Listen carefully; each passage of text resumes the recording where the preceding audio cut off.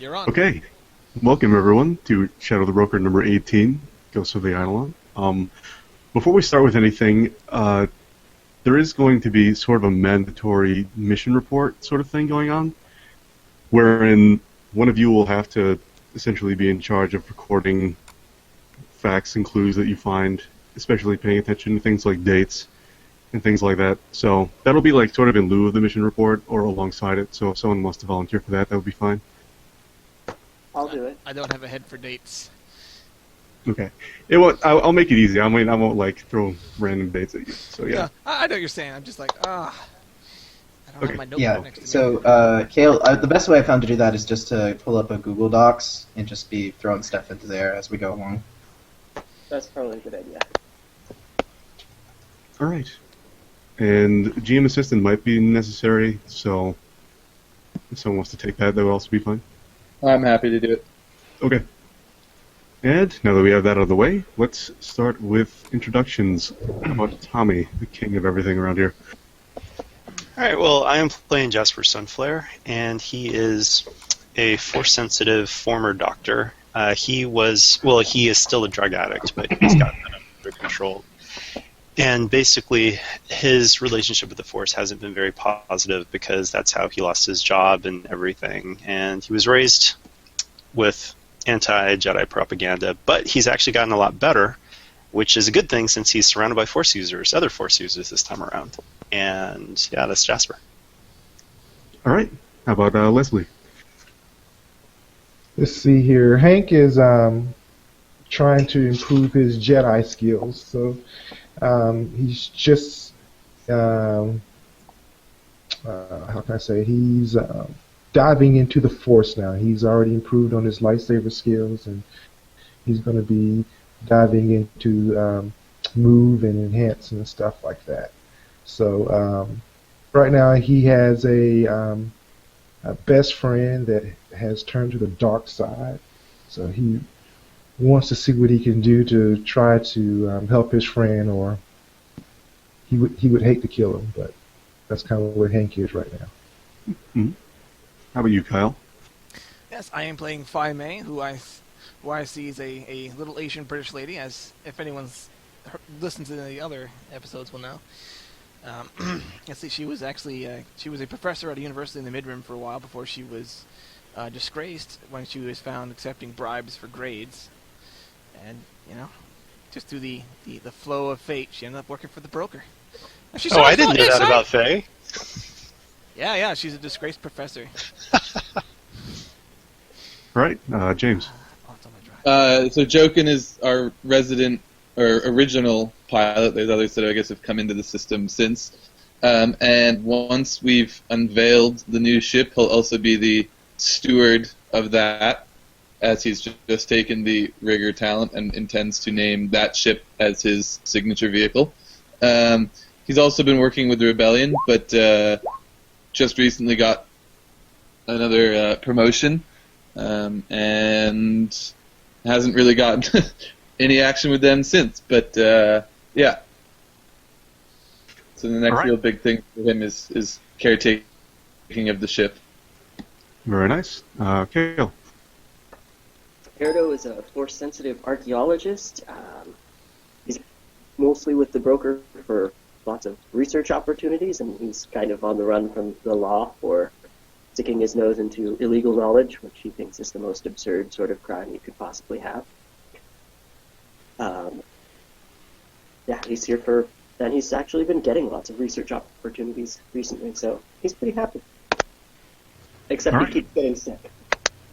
And so, the other characters, he's not revealed himself as a Force user yet to everyone, right? No, he has not yet used the Force openly. He tried to use Sense once. He has, let's see, Nog has seen his lightsaber, and there's a possibility that other characters have seen his lightsaber in Depths of History, but it hasn't happened yet. Okay. All right. And Brendan. So today I'm playing Saber Sintel. He is a Zygerian Neiman disciple, so another Force-sensitive in the group. Saber, as a toddler, crash-landed on a planet in the Outer Rim in the wild space, I'll actually say, and there was raised by a Jedi who had abandoned the Order after the Battle of Geonosis. After his master died of natural causes, he rejoined the galaxy at large and was found by the broker fairly quickly. The party came to discover that he was actually the last scion of a legacy. He is the Prince of Zygeria, although he has learned things about the Zygerians that does not make him want to be a ruler of them at all. But right now he's on a quest for power and revenge against the people who killed his mother. Okay. So lots of very emotional and naturally inquisitive characters. It should be a good fit. All right. So, you guys are currently essentially coming down into the atmosphere of this very pale, sickly green. It almost emanates this kind of aura of venom and just very much kind of an unfriendly color almost. And you guys have been sent here because the broker recently received, you received word that a distress signal from a ship that disappeared a long time ago, just recently sort of spread its way through space and eventually hit a comm satellite in populated space. And this area is very much it's charted, but it's not been explored very much, so it's sort of a place people have been leaving alone because it's not very friendly looking. And he tells you that the ship that crashed here is called the Eidolon. It is a cargo ship, and that the circumstances of its sort of mysterious activities and disappearance are very clouded, shrouded, whatnot. And he basically wants you guys to go down there, search the ship, see if you can find any survivors or anything like that, and give as objective as possible a report of what you think happened. And because of the very sort of unfriendly nature of the planet, at least on the base level, you know that the atmosphere is not immediately toxic. It's not deadly, but long exposure could cause damage, to the brain tissue and things like that. So he supplied you all with breathing equipment and that sort of basic stuff. And also a pack of survey equipment with little sample jars and things like that. So you guys end up landing down in the jungle in a clearing that's close enough to where you need to go, because the place you need to go doesn't have really any ample landing area. Don't worry, I'll get to the obligation and stuff. I'll do that one second. And so that's where you guys sit down, and you finish your little trek to the jungle, and all the animals seem to sort of ignore you a bit. It's very sort of a calm atmosphere on your way in. Things try to stay out of your sight, and you are eventually greeted by the sight of this sort of 6-story tall shipwreck. It looks like it's been cracked over this little river valley sort of thing. So that's where you're going to start. So I guess we'll do the destiny and obligation. You guys can roll your destiny, and I'll handle the obligation right now. 30.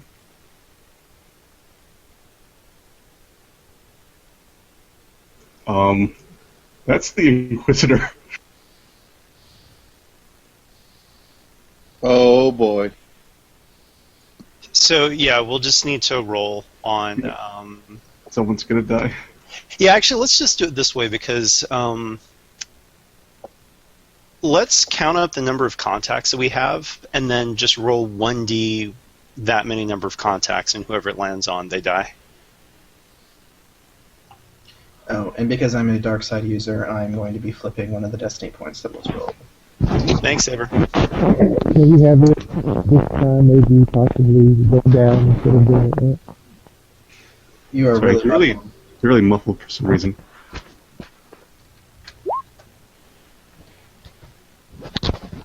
And actually, I'm going to exempt the Suggum Crater Raider, so I'm just going to highlight them so they're not counted. Yes. I will say I do have a story arc for him first, before that really becomes a possibility. Obviously, he has a lot of emotions right now towards revenge, and you're not really going to redeem someone who really wants revenge, so...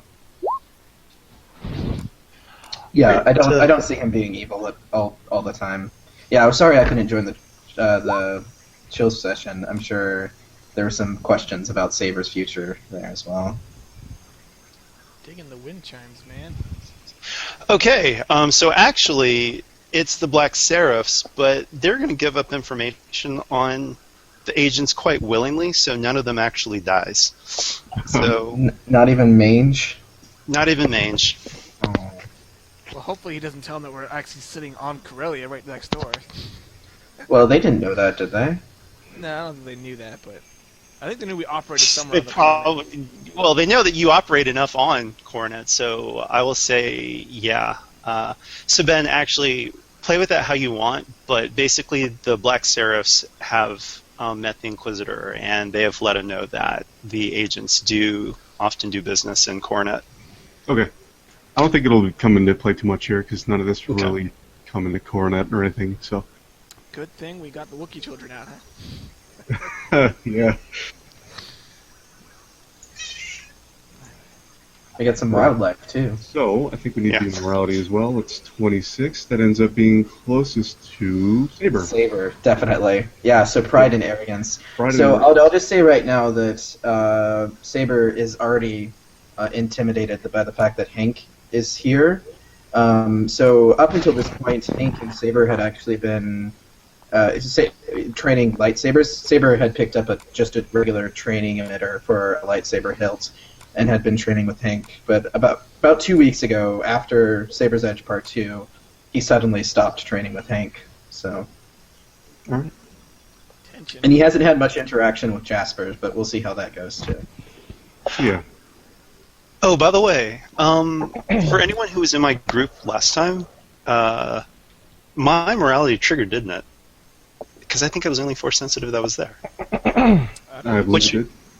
Yeah, which would actually mean that I went down 42 points, because it doubles. Oh, I don't think I've been doing that right then. Yeah, every time your morality is triggered in a mission, or, well, in the roll, then the effect is doubled, so... Okay. Yikes. So that's true, then it would trigger Jasper's. You'd be at 27, right? Wait, no, I don't Oh, think so. no, because, if you I took think it's off still the Saber. 42 now, it would still be Saber. Never mind. I have to add a Roman. Okay, cool. I'm at 48 now. Yeah.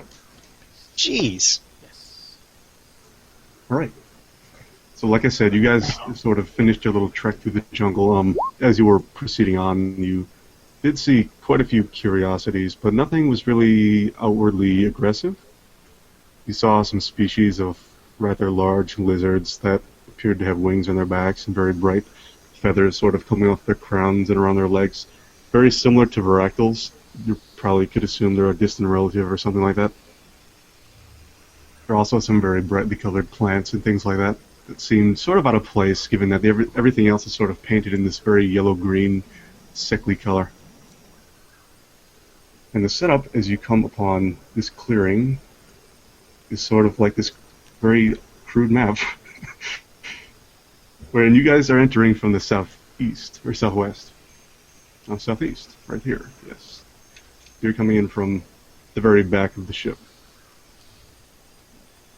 And it looks as if there's that river coming across, and then everything on the other side of the river from you is up a cliff that's about nearly the same height as the ship itself. So it looks like when... What's up? So like 6 stories, you said? Yeah, about there. So it looks Yeah. like the ship kind of came down and then cracked like an egg over this little thing. I did Yeah, want to makes ask, did we know what the freighter was, freighting around? What it was carrying? The broker didn't seem to know. He didn't know that far, and that's probably going to be part of what he wants to know himself. So yeah, the bottom half of the ship is kind of flush up against the edge of this cliff, and part of it is sticking in the river. But closest to you guys is the engine section. And then it looks like part of the side of it sort of peeled away and is rolled across the ground and is now lying over there, and that's what that piece is. Okay. Gotcha. So, You said we're coming from the back, right? Yeah, you're coming from the back of the ship, southeast. Ada would like to look at the Yeah. broken off piece and try and figure out what it is. Alright. So as you guys walk closer to the area between the two ships. You kind of look between them. It looks like there are definitely a bunch of rips in the hull along the right side of the Eidolon itself, where that big piece sort of ripped away, and it looks like that piece sort of has some doors across the side. It looks like just a few decks of the ship just kind of got peeled off. And it's hard to tell what it is. It just looks like a bunch of rooms. Would like a mechanics check help us understand like what kind of forces would have peeled away just decks of the ship? Yeah, sure. Just give me like an average mechanics. All right, does Jokin have the most points in mechanics here? I think so. All right, so I'll buddy up with someone. People have 4 intellect out there, right? Yeah, I'll help you with the mechanics check. All right, and it was average, you said? Yeah. Alright, so Jokin can easily tell, like he's seen this a lot before, that most of this damage is very typical of what would happen if a ship just crashed without a controlled landing. The bottom of it is very much crumpled, and it looks like when it came down, this section just kind of buckled under its own weight and just flew off.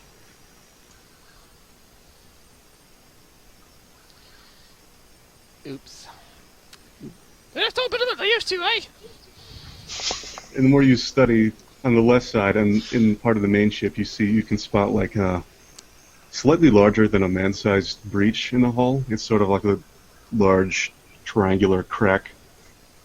And as you look over there, it looks completely dark inside, but you see sort of a gray shape sort of waver and linger for a moment and then kind of sink back into the dark of the ship. Oh. Oh wow! So we saw that without any. I mean, just everyone was able to see that. Yeah, it wasn't, particularly hard to spot, considering it's the only opening on the ship, and it was just kind of there. You couldn't spot any details really, just that there was something there and it moved. Yeah. I want to do a force sense check. Okay. So short range. living Short creature. range? Yeah. You can just barely feel something moving away. Something's in About there. One object, one life sign, essentially moving away, and it just moves out of your little range. Okay. I pull out my lightsaber. I mean, I pull out my pistol. Hey, that's not funny. Yeah. The ancient sword is out as well. If I had attempted to grab it with the force, it's gone now, though, right? Before I could actually try to grab You it. cannot see it anymore. Okay, yeah. And I think that makes sense that force move needs a line of sight to use. And, so I can't just, rip him out of the ship. Okay. Yeah, so that's suspicious.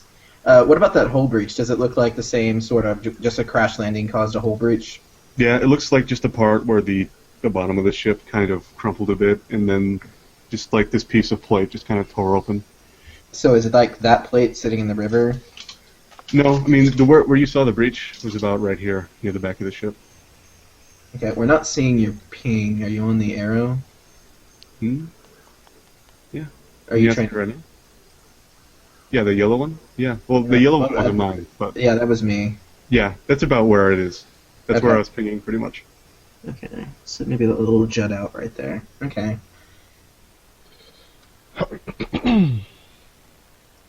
Okay, well, there's something up there.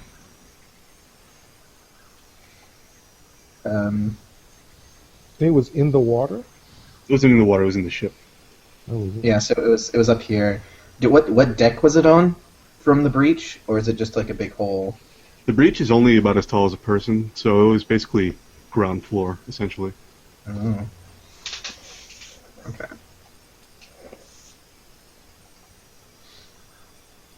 Okay, do we want to try and enter through the breach, or do we want to try to find like a normal way around? Well, but if they're waiting for us in that little breachy hole, if you all saw something in there, maybe we should try and find an alternative entrance. There's obviously traps or something over there, and you just look at it. It looks like a giant trap hole.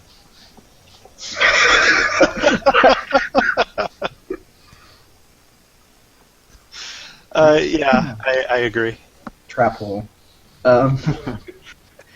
Yeah, so I guess we need to try and find. It doesn't look like we're gonna get much other information from the piece that's out here. I mean, does it look like there's? It looks like it's landed upright, and you can just kind of see basically into a hallway. What was once a hallway, and there are doors along the side of it. Well, actually, wait. Let's think about this because we couldn't tell. It could be just an animal. I'm just saying this in character, like character-wise, it could just be an animal. And since we've got a breach right here, if we're just super careful, Jasper's going to want to actually just go in, but he's just going to be very, very cautious. Yeah, I mean, and as you scan along the side of the ship, there are a lot of little fractures, but none of them are as large as that one, and that one is likely the only way you'll all be able to fit easily. Eidolon would like to check the broken off portion first, try a door or something like that. So if you go over there, you notice that obviously, since it's been severed from the ship, there's no power to anything, but some of the doors can be opened, and some of them appear to be physically locked. But you could definitely try to skullduggery mechanics, sort of pick the lock or remove the locking mechanism, or just try to force them open. Jokin's got his fusion cutter. Yeah, that would also work, and a lightsaber if you guys were so inclined. Fine May also has a fusion cutter from the Menagerie of Madness. I totally forgot that. Yeah, that's fine. Shall we do some door cutting then, gentlemen? Sounds good to me. Wait, gentlemen, we have a light here. So Saber's going to just stay vigilant. Right. He doesn't like gray figures in the dark, even if Jasper is not convinced it was a person. So you guys get busy cutting that door. And it yields after a few minutes. It's not a blast door, it's just kind of your normal auto closing door. It's not meant for, security measures or anything. And inside, it looks like a standard bunk almost. It's got just a one-person bed, a little, nightstand, some closets and things like that. There's a desk with a few drawers in it, a data pad on the top of it. Alright, let's loot the room. Yeah, look at that. That data pad might be a diary or something. I'll pick up the data pad. See if it still has power and whatnot. How long has this ship been out here again? It crashed, as far as you know, about 2 months ago. 2 months ago? Oh, it should still have power. These are very good batteries, right? Yeah. Yeah, it was protected from the elements. So I will flip it on. Do I need any passwords, encryption, general probably computer have to use? Probably a hard computer check to access it. Alright. I'll try and just do it right as I'm messing around with it. Beep, boop, beep, beep, boop. Oh, force die. You force it to Seems open. locked with, standard encryption. It doesn't look like a custom job. It's just, your basic Gotcha. built-in stuff. All the rest of my dice cancel each other out. So. Yeah, I mean, someone else can try if they want. Actually, you know what? I could have gotten unskilled assistance from the Jocon. Oh, If you have computers. Yeah, So I get to roll my Jasper would have tried to help with that. Ah! Well, Jasper would have given you a green, not a blue. It'll give it a shot. Oh, right. Jasper would have given a green, so... Oh, never There mind. we go. Right, Raw knowledge. figures this out, and he kind of cracks in and uses Faye's sort of failed attempt to gain some more ground, and ends up opening up this little datapad. It appears to be a log of a captain of a group of mercenaries, and he talks about essentially at the start being hired onto a ship as essentially his entire crew were hired as guards to guard, a freighter, as often they need, protection from pilots or pirates and things like that. And as it goes on, it sort of becomes a little more desperate. It seems as if he mistrusts the captain more and more as you read on, and he becomes a little more paranoid, and he starts talking about the cargo and things, and how he essentially wants off the ship, especially as you get near the end where he starts talking about how the captain has sort of doomed everyone, quote unquote, and that he just wants to leave. Spooky.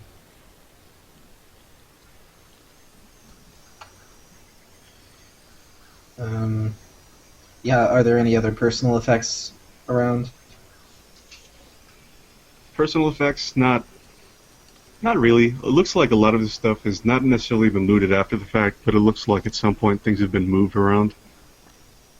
Oh, okay. And also, you do notice that this room smells awful. Where's the body, man? You don't see any bodies anywhere. Is there any signs of blood and whatnot? On the floor, there's actually a few little. Well, you could probably, with Jasper's medical expertise, you would easily recognize these as fairly old bloodstains. Just a few on the floor that kind of track from the door to the middle of the room. Oh, I want to take scrapings and try to see if and add them to my medical kit just to see if I can pick out different to figure out how many people were involved with whatever happened. Do I need a medical check for that, or? No, just to take a sample. I'd say you can do that pretty easily. Okay, so how many people can I tell were involved if there was multiple blood stuff? If you go between these different trails, you can tell that there are two individuals. Okay. Does the DNA analysis trigger any species knowledge or anything like that? Oh, good point. They both appear to be human. And as Jasper is spending his time on the floor collecting these, in the sort of his peripheral vision, he notices under the bed there are two bodies just laying next to each other. Oh. Okay. And you can guess that is where the smell was coming from. Kyle. So, yeah, I point out the bodies. So anything noticeable from the bodies? They're both female. They both look like they were shot and killed. Yikes. With what sort of weapon? Can we tell? Just a blaster. Okay. I mean, does it look like, battle shot or more like execution style? It looks more like an execution. Eesh. Okay, that's notable. So Could we tell from the captain's diary if the captain was a female? I would say from what you read, you could assume that it was a he.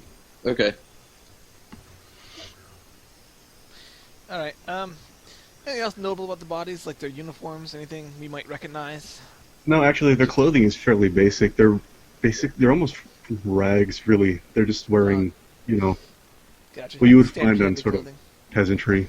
Gotcha. Very, Gotcha. yeah. Wait, peasantry. Oh, so it doesn't really look like they Do were these look like trained slaves? bounty hunters or anything? These two? No. They look very, actually, frail. Or at least it looks like they once were, because obviously they've gone through a little bit of aging after their death. Decay. Wait a minute. Yeah. I actually... Is there... Can I do a medical check just, on them to see if the blaster shot is actually what killed them, or if there was anything else wrong with them, like a disease or something that, just trying to see if there are reasons for this execution. Yeah, give me just like a hard medical to see if you can Okay. discern an alternative cause of death or anything like that.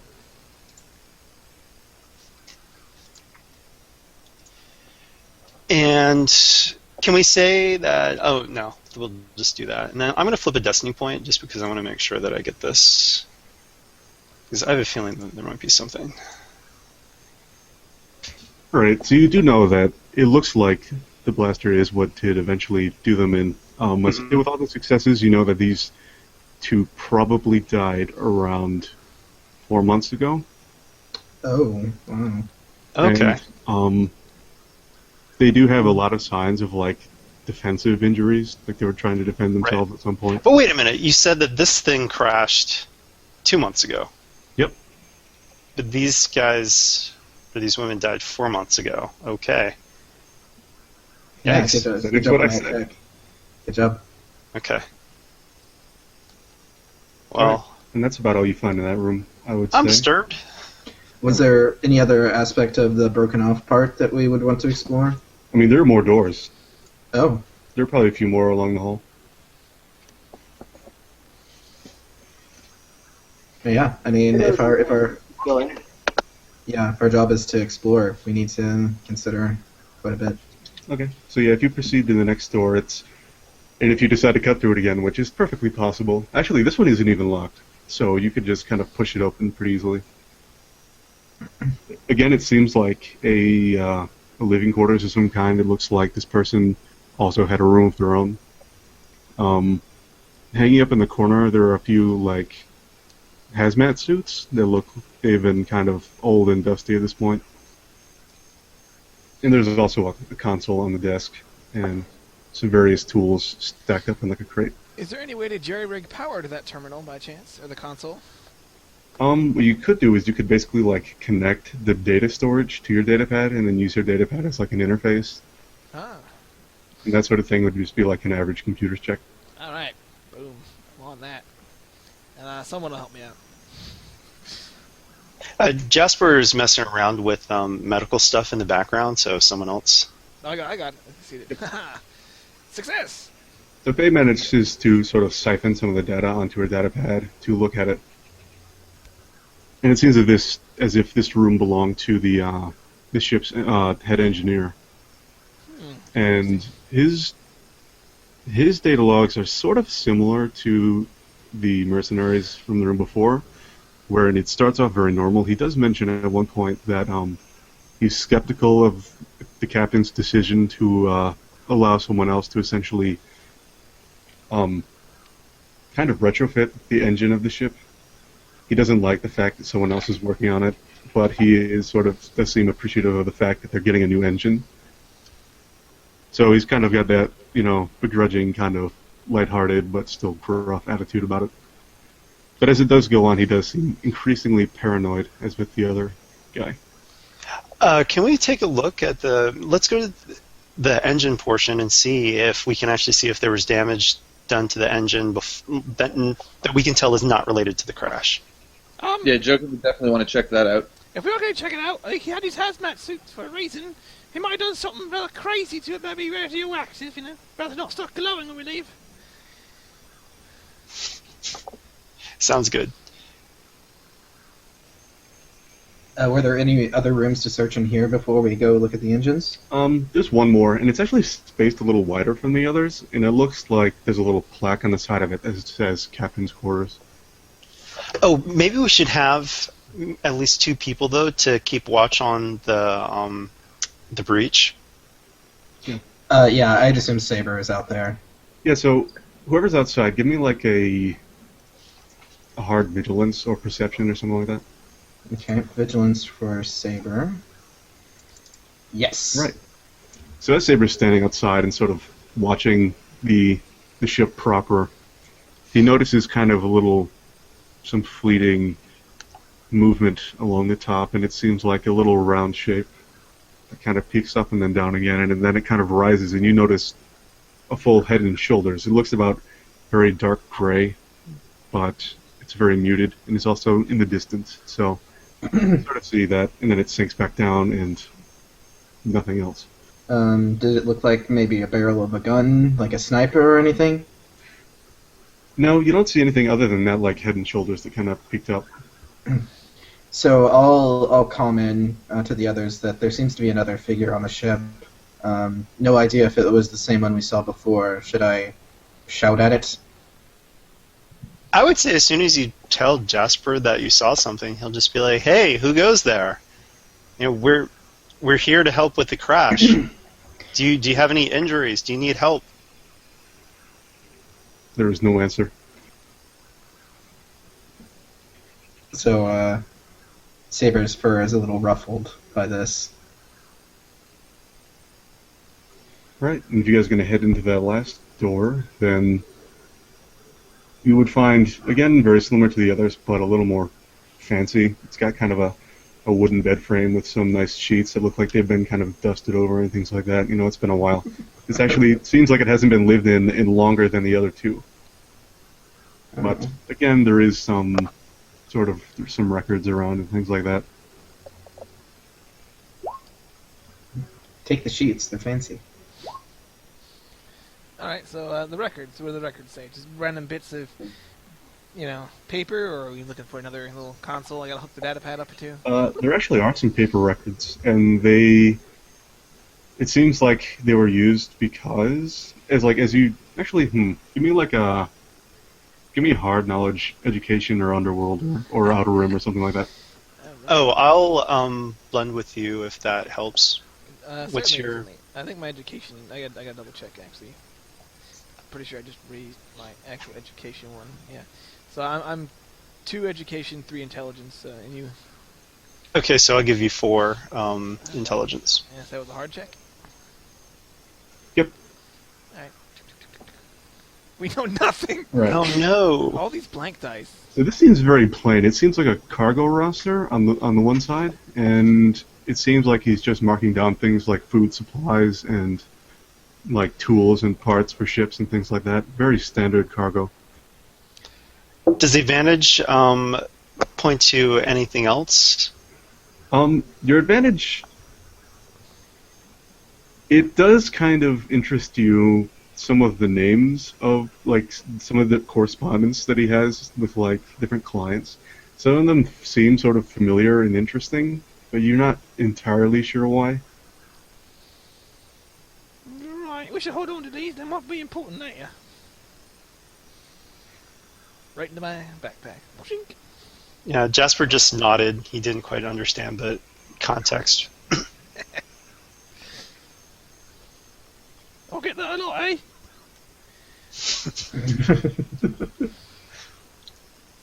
All right. Well, then that's the last of the doors in the little broken off section, right? Yep, that's about. You've searched pretty much everything. All of the other doors seem to be open, and they're just essentially just ransacked because of the ship. It looked like it rolled, so a lot of the stuff is piled up on one side. Anything that wasn't bolted to the floor is kind of tossed around, and it doesn't look like there are any loose valuables or anything. Did we want to try for the old hidden safe in the captain's quarters? Sure, let's look around. Yeah, give me a daunting perception or vigilance or something like that. The Saber's outside, so he wouldn't be able to contribute to this, really. Does anyone have cunning higher than 2? I have 3, I do not. I have That's, and I also have a rank in perception. Oh, I do. doesn't Hank have good vigilance, though? Hank is outside. He's thinking about going Okay. in. So Yeah, I got. I've got 1 green, 1 yellow, and 3 blues. For Yeah, vigilance? maybe For with vigilance, a boost, yeah. maybe I've with a boost got- from someone else. That's a good try. I've got 1 yellow, 2 greens. For perception and vigilance, I think is the same actually. Yeah, vigilance is the same. Yeah, Okay, I mean, can we blend those then? And then that'll basically give you what will I give you 3 blues added to that if we work together. You should roll this one. I didn't have luck last time. Okay. All right, so that just gives me an extra green then, right? Yes. All right, here goes. And it was a daunting, you said? Yep. All right, I'm going to flip another Yeah, I'll destiny flip a point. destiny. Sorry for eating these up, but Hey, they're ready to get used. yeah. Phew. All right. So yeah, in the foot space of the desk, you actually do find a little safe, and I would say with an average mechanics, you could remove the locking mechanism and open it, or a hard skulldugger or something like that. Okay, cool. Joking if you can help. Oh, that might have been a phone call on his side. Oh, okay. Well, we can probably assume that he would try to mechanics it open then, right? Yeah, We'll just- I'd say so. Now, what was his pool from earlier? Oh wait, he used your intellect and had 2 green, 2 yellow. Oh yeah, let's just re-roll that. I have 3 points in mechanics. I bought one of that remembering. Oh, okay. Oh, nice. Yeah, go for it with an extra green. What was the difficulty again? Sorry, I had a... It was just average.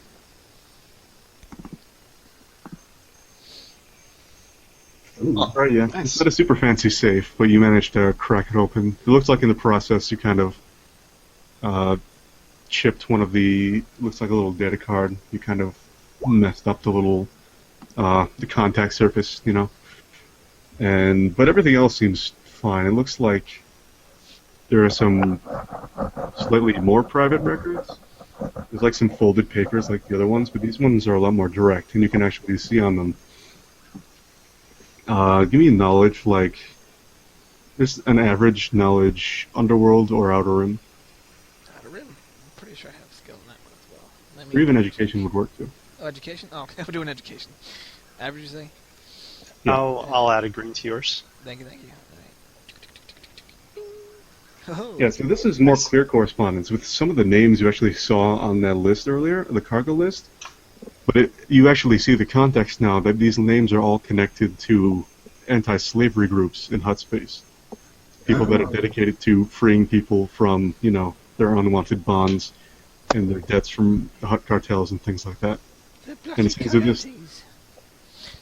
as if this captain is doing business with a lot of these people. Okay.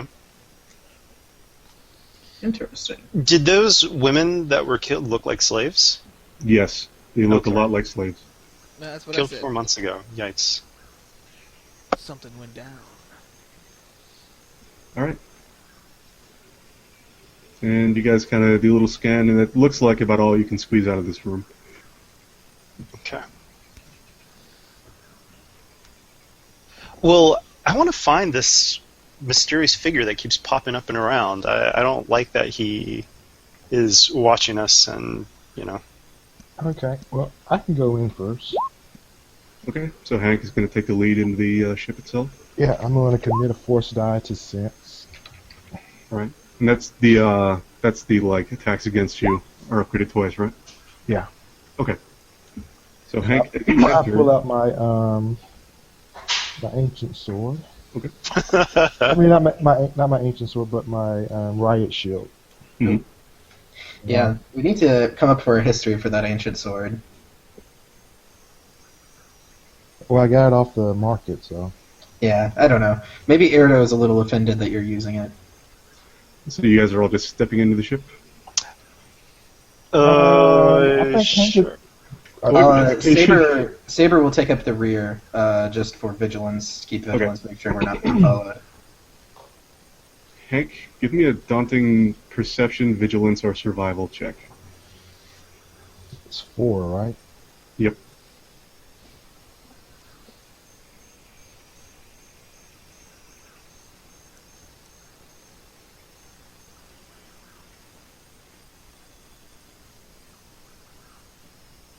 Uh-oh. All right.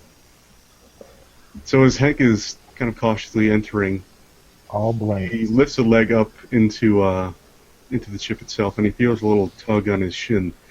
And then there's a click, and a gout of like hot shrapnel shoots up from the ground, like up into his sort of chest and shoulder area. Give me a simple, just roll like no difficulty, coordination, resilience, or vigilance. Say it again? Just no difficulty, coordination, resilience, or vigilance.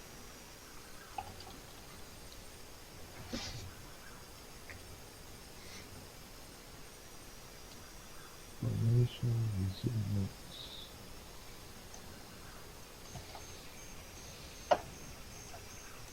resilience. Okay. Just have to look and see what I could do. Sorry. Ooh. All right. And what's your soak? 6. All right. So Hank kind of manages to duck out of the way a bit as he kind of feels that go off, but a lot of it still catches him. Oh, sorry. You take this is with your soak and everything included. You take 5 wounds, and you take it's 5 wounds through soak essentially is what I'm saying, Okay. and you take 6 strain. Alright. Ouch. So yeah, your ears are ringing and you're kind of vaguely, not necessarily blinded, but you're definitely woozy from that because it was very surprising. Good to go, clumsy, eh? God. All right, so yeah, Jasper immediately comes over and tries to lead Hank a little bit away from there and tries to do a force heal.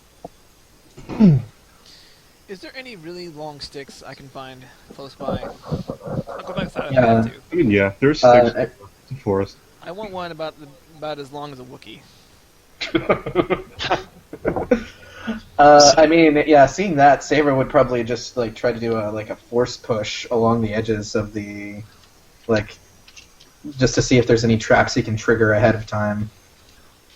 Yeah, so you kind of feel around, you do a little waving in the force and whatnot, and it doesn't look like there's anything else. That thing seems alone. You can kind of see the broken tripwire now. It's kind of fallen out of the trigger thing, and it looks like definitely a very jury-rigged sort of setup. It looks like almost a can that was filled with just random metal scraps with some explosive at the bottom. I'm going to poke the ceiling with my heavy stick, kind of see what it does. The ceiling? It doesn't do a whole lot. One of the little plates kind of jiggles a bit, but it doesn't do anything. Look, is there any air vents above us or anything?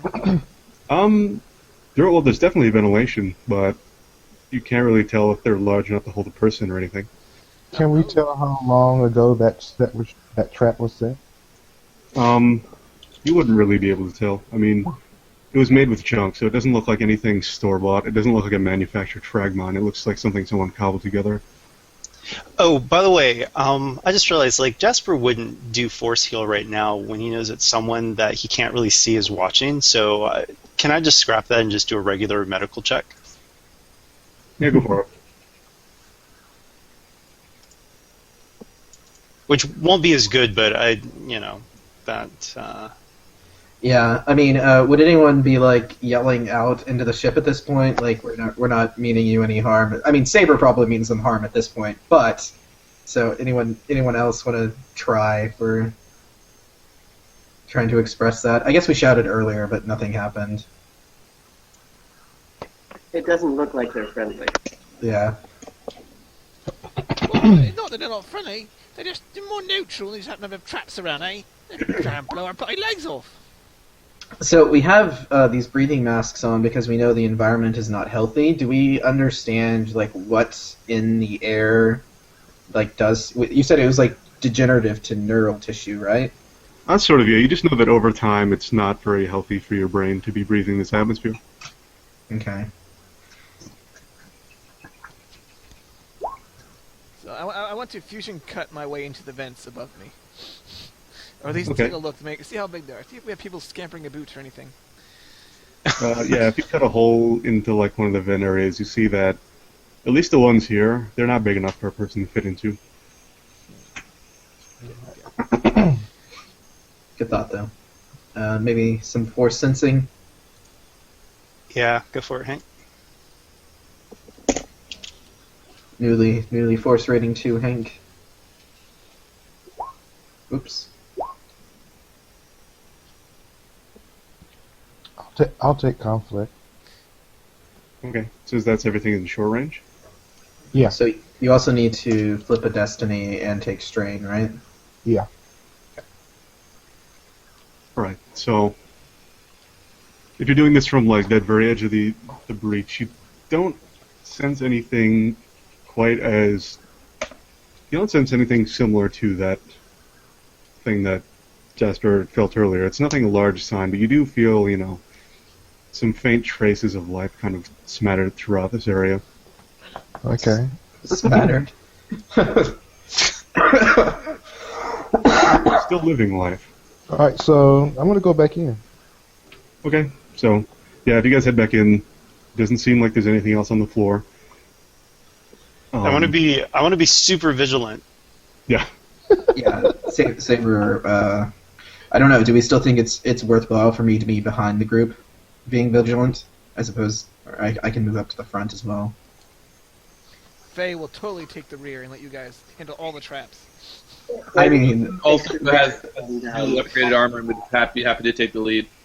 Oh, sounds good. Okay, so Faye will move to the back. Unless, actually, Saber's there, she won't, because Saber scares her. you guys look in the hallway. Give me like just an average perception from anyone. Anyone can do it. So you're saying we all can do it, is what you're saying. Yeah. oh yeah. Ooh. How about some vigilance instead of perception? Oh, wow. Oh, there we go. Okay. Erdo, as you guys are coming in, Erdo kind of... Oh wait, does anyone have any like low light gear, by the way, or light sources? I have on my scanner goggles, and hunter goggles. I have one of the. They're hunting goggles. They're actually the best ones, I think. There you go. Boom. Anyone else? I think I probably have a glow rod in my excavation kit, but Give that to Okay. my son. something like Yeah, that. Shogun's armor has like the integrated Yeah. scanner. I don't know which one it is. All right. I'm So also carrying the big ass hardened comlink with the attached encryption. Erdo kind of shines his glow light around, and he sees on the wall there are some very. It seems like very measured out, spaced stains on the wall. And Jasper would definitely recognize these also as blood stains. They're all about. Each one is about slightly smaller than a dinner plate in size, and they're all jeez. about at waist level. So They're I start spaced taking about 2 feet apart. scrapings to analyze them to see if they're all from one person or multiple. You see about 4 in a row, and they're all from different people. And are they all human or different or? They appear to be some various races. Like there's a Twi'lek and a Rhodian. One of them looks like a human. Okay. So does it look execution style again, where they're just put, blaster to the head as they were on their knees? Well, you could assume it's all measured out, so it looks like a very sort of official process almost. What kind of bloody wanker kills her cargo? Well, with the neural degradation stuff here, it's probably people freaking out. I mean, but if those 2 bodies died 4 months ago, and they've only been here for 2 bloody months, there's some incongruities going on here. Yeah, how long have those blood stains been, Jasper? Can you tell? Yeah, I'll check. What kind of check will that be? What did we do last time? Like a hard medical? Uh-huh. Just do that again. Yeah, he had the bodies last time though, so I'd assume that would be easier almost. Thanks, Saber. Yeah, I guess we'll just use a different upgrade it then, since Yeah. you just have the blood to work with. Oh gosh. Okay, so it's 1 red, 2 purple, right? Yeah. And I will see if I can get some assistance. Just someone, shining a light over my shoulder as I take scrapings and start analyzing data. So I'll get a boost from that. And okay, here goes. I don't want to use up any more Destiny. Phew. Yeah, so these all seem to be probably slightly earlier than the 2 bodies you found earlier. Oh wait, it was a daunting check. No, it was hard. It was hard, Okay. I just upgraded it once. No, don't listen to me. So they all seem to be from slightly before the bodies you found earlier, but not too much longer, maybe a month to a few weeks. Oh wow, so we're talking like 6 weeks. But actually what you find between all of these I is don't know that about that. these are actually from maybe a few days apart each, if you could tell that much detail. And I say you can from all the successes. Okay. So yeah, It's some precise equipment. on the floor you can see some dried, tracked in mud, but it doesn't go in very far. Things like that. The hall kind of stretches down, and obviously it's pitch black inside. It looks like the power in this whole ship has gone out. There's some emergency lighting, but it's very, very faint. To your left, you can kind of see this open door that looks like it kind of leads to a grated catwalk sort of thing.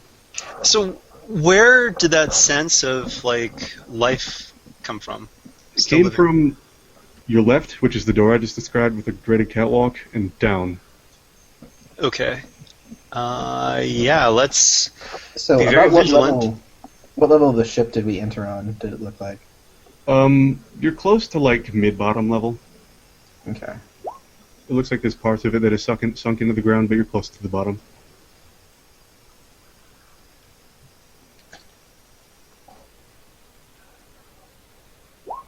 All right, yeah, let's head down, but very, very carefully. Okay. So, as you guys turn left into that room, you come out onto like I said, a catwalk sort of thing, and it feels like the catwalk's about 1 to 2 feet wide. Not 1 to 2 feet wide. It's about as wide as a person can walk through. It looks like sort of a maintenance catwalk, and it appears as if it's this section is just a large cargo section, because this is a cargo freighter, so it looks like this is essentially the large cargo bay that sort of makes up the center of the ship, and you're sort of on the catwalk that sort of overlooks the cargo floor. So there's a ladder nearby on the grate, and even with your light equipment, the darkness is pretty dense, so you can see a little while down, but you can't quite see the floor yet.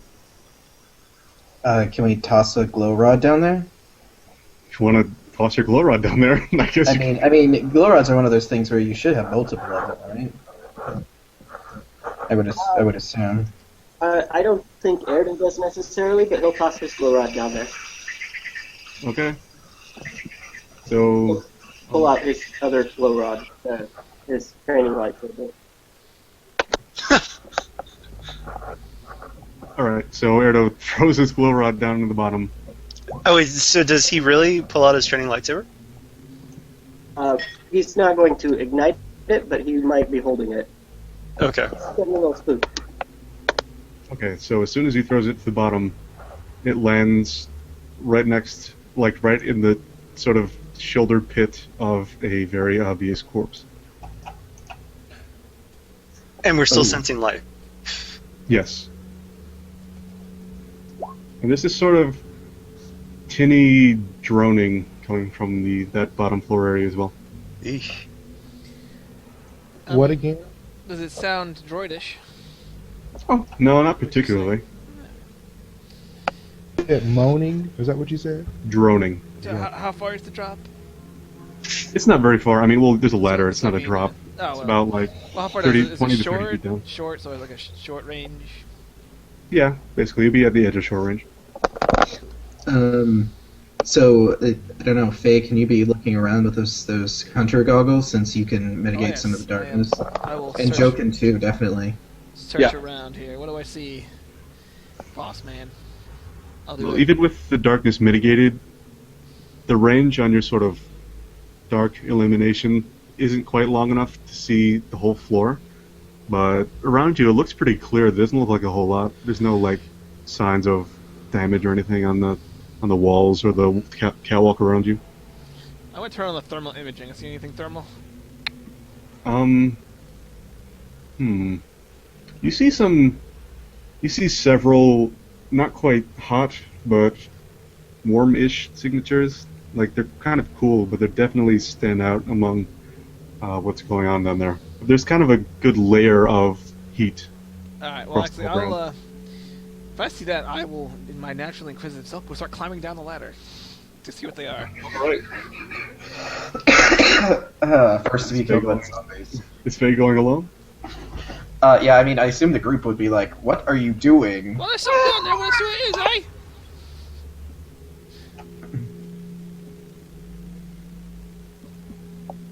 Okay, so Erida's going as well. Anyone else? Wait, my cat distracted me. What is going on? Faye's going down into the this little hold area. And looks Yeah. like Erida's going with her, but no one else seems to want to. I guess if Jokin saw the two kind of Heading down. Yeah, we need. he might go with them, just kind of muttering like, "Oh, they're gonna get themselves killed or something." Yeah, I mean, I'll go as well. Yeah, I mean, there's another body down there to investigate, anyways. Yeah. Um, As you all descend, especially those of you with the goggles, you reach the bottom, and that sort of droning sound grows very loud, and like any exposed skin you have starts feeling very tingly. And at first, it feels like your goggles need some adjustment. It looks like there's some kind of like graininess moving across. But as you kind of wait and you look at your arms, you realize that this whole hold is filled with these sort of like twisting clouds and like hordes and swarms of these flesh flies that are just kind of covering everything. It looks like some of the emergency lighting along the edges, they're just clinging to these lights, and any lights you have on you, they immediately like flock to and land on. Alright. Are they dangerous? Oh, hey, you know what? At this point, I'll say, Saber, will you do something about this? I've seen you do the bubble thing. So I'm not sure. So I want to try and form a protective bubble around the party, using force move. Ooh, Mass Effect. Samara. Yeah. So what difficulty would you want me to do? And then I'll apply my force rating These to. bugs are very large. In fact, none of them seem to be really hurting you or anything when they land on you. But it would be pretty easy to do so. Okay, so just one difficulty. Yeah. Okay. Yeah, I can do that. I'll take conflict. So you manage to force them away. You see them all flit away in droves from your little light sources and whatnot. And now that you've kind of adjusted, you notice that on the floor there is that body, but that body is also joined by many, many more that are all. How many are we talking about? We're talking, from what you can see, basically this whole place looks like there are different cargo containers that have sort of turned over, and they look like there are like some bedrolls in them. It looks like they've almost been used as makeshift homes. Mm-hmm. And there are bodies like stacked up in some of them, but a lot of them are also just kind of laying out in the middle. In all, if you kind of take a little count and walk around, you can count several dozen bodies. Jeez. And they're all dressed similarly to those two women you found under that bed. Oh wow. And I want to do another check.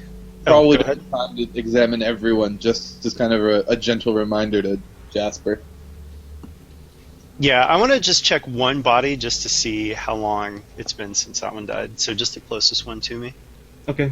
Do the hard medical again. I'll just upgrade it for fun, for no reason. All right, and I'll get assistance from somebody who wants to assist. Faye will Yeah, help. joking. Man. Okay. Here goes. Not that it makes any difference, just, for flavor. Erdo will grab his glow rod and give Jasper some light. Oh, I'll be right back. Sorry. Okay, that's fine. So did it look? If we look at the containers, did it look like the slaves had been like living in the containers? Were they the cargo? It looks like they've been living in them, yeah. It Yeah. looks like there's a lot of stuff stacked up. It looks like there are some crates of like rations that have all been emptied, and like I said, there are bedrolls on the ground. Yeah. I'm wondering if we sort of have a, given that what we learned about the captain, an underground railroad sort of situation here. And well, Yeah, Tommy, sorry, I missed that. How long was it? I didn't say. Brandon was just asking about the circumstances, and I said it looked like these slaves have all been living in this place. So anyway, as for how long it was, this one seemed probably still about 4 months ago, but more recent than any of the other ones. Got it. Notably more recent. So does it look like blaster wounds still though? This one, Jasper actually finds, has a piece of like sharpened rebar sticking out of his shoulder and like neck area. Oh, jeez. Wow. Yeah. That's not cool. But I had just mentioned that since it looked like the slaves had been in the cargo, it might have been like an underground railroad situation since what we learned about the captain. Are there signs that there was an effort to provide like sanitation and amenities here, or does it look like, slave conditions? Give me a hard perception, anyone, or you guys can collaborate. My perception is just 1 and 2. Anyone else got better? No, we don't have our particularly cunning people. Well, someone will give me a boost. I'm sure. With the lights and the goggles, so let's see what happens. Haha! Oh Right, wow! So it looks like at one point there were facilities in place to sort of make this a livable area. But as you stroll around, keeping sort of near your area because you don't want to venture in too far, I'm assuming, you find at one point you see a body that's actually been pinned up against one of the crates with, again, one of those pieces of sharpened rebar. And next to him, painted in kind of like a crappy spray paint that's kind of corroded and aged a little bit, it just says, "Don't be like him." And that's just kind of written next to his head. Well. And yeah, it looks like there was once, like I said, an effort, but that effort obviously failed.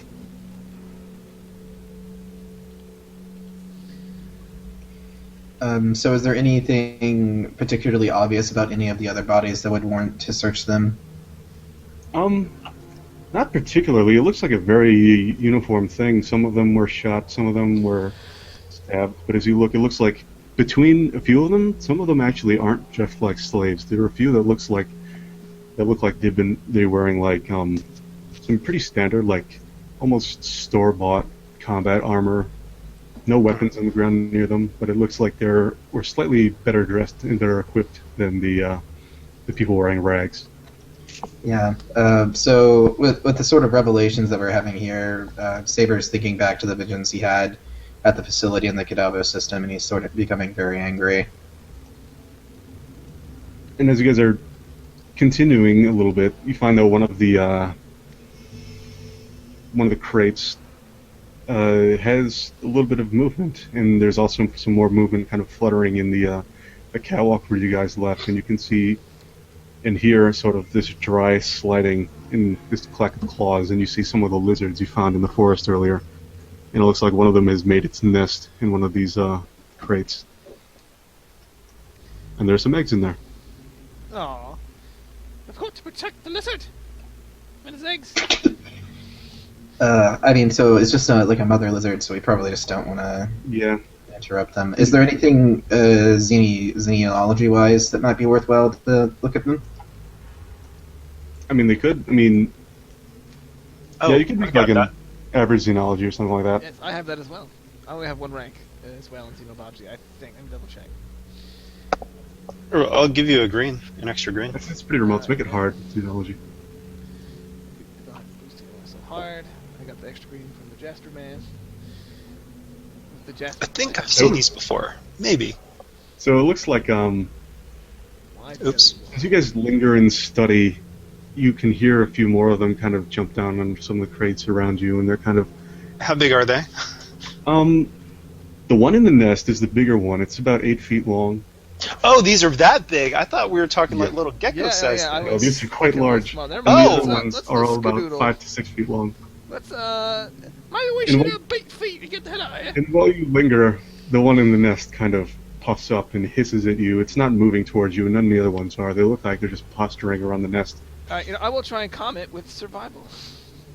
Okay, give me like a daunting, and I'll look at it once, because this is a mother protecting its nest. I am gonna flip another destiny as well. See what happens. Daunting's 4, right?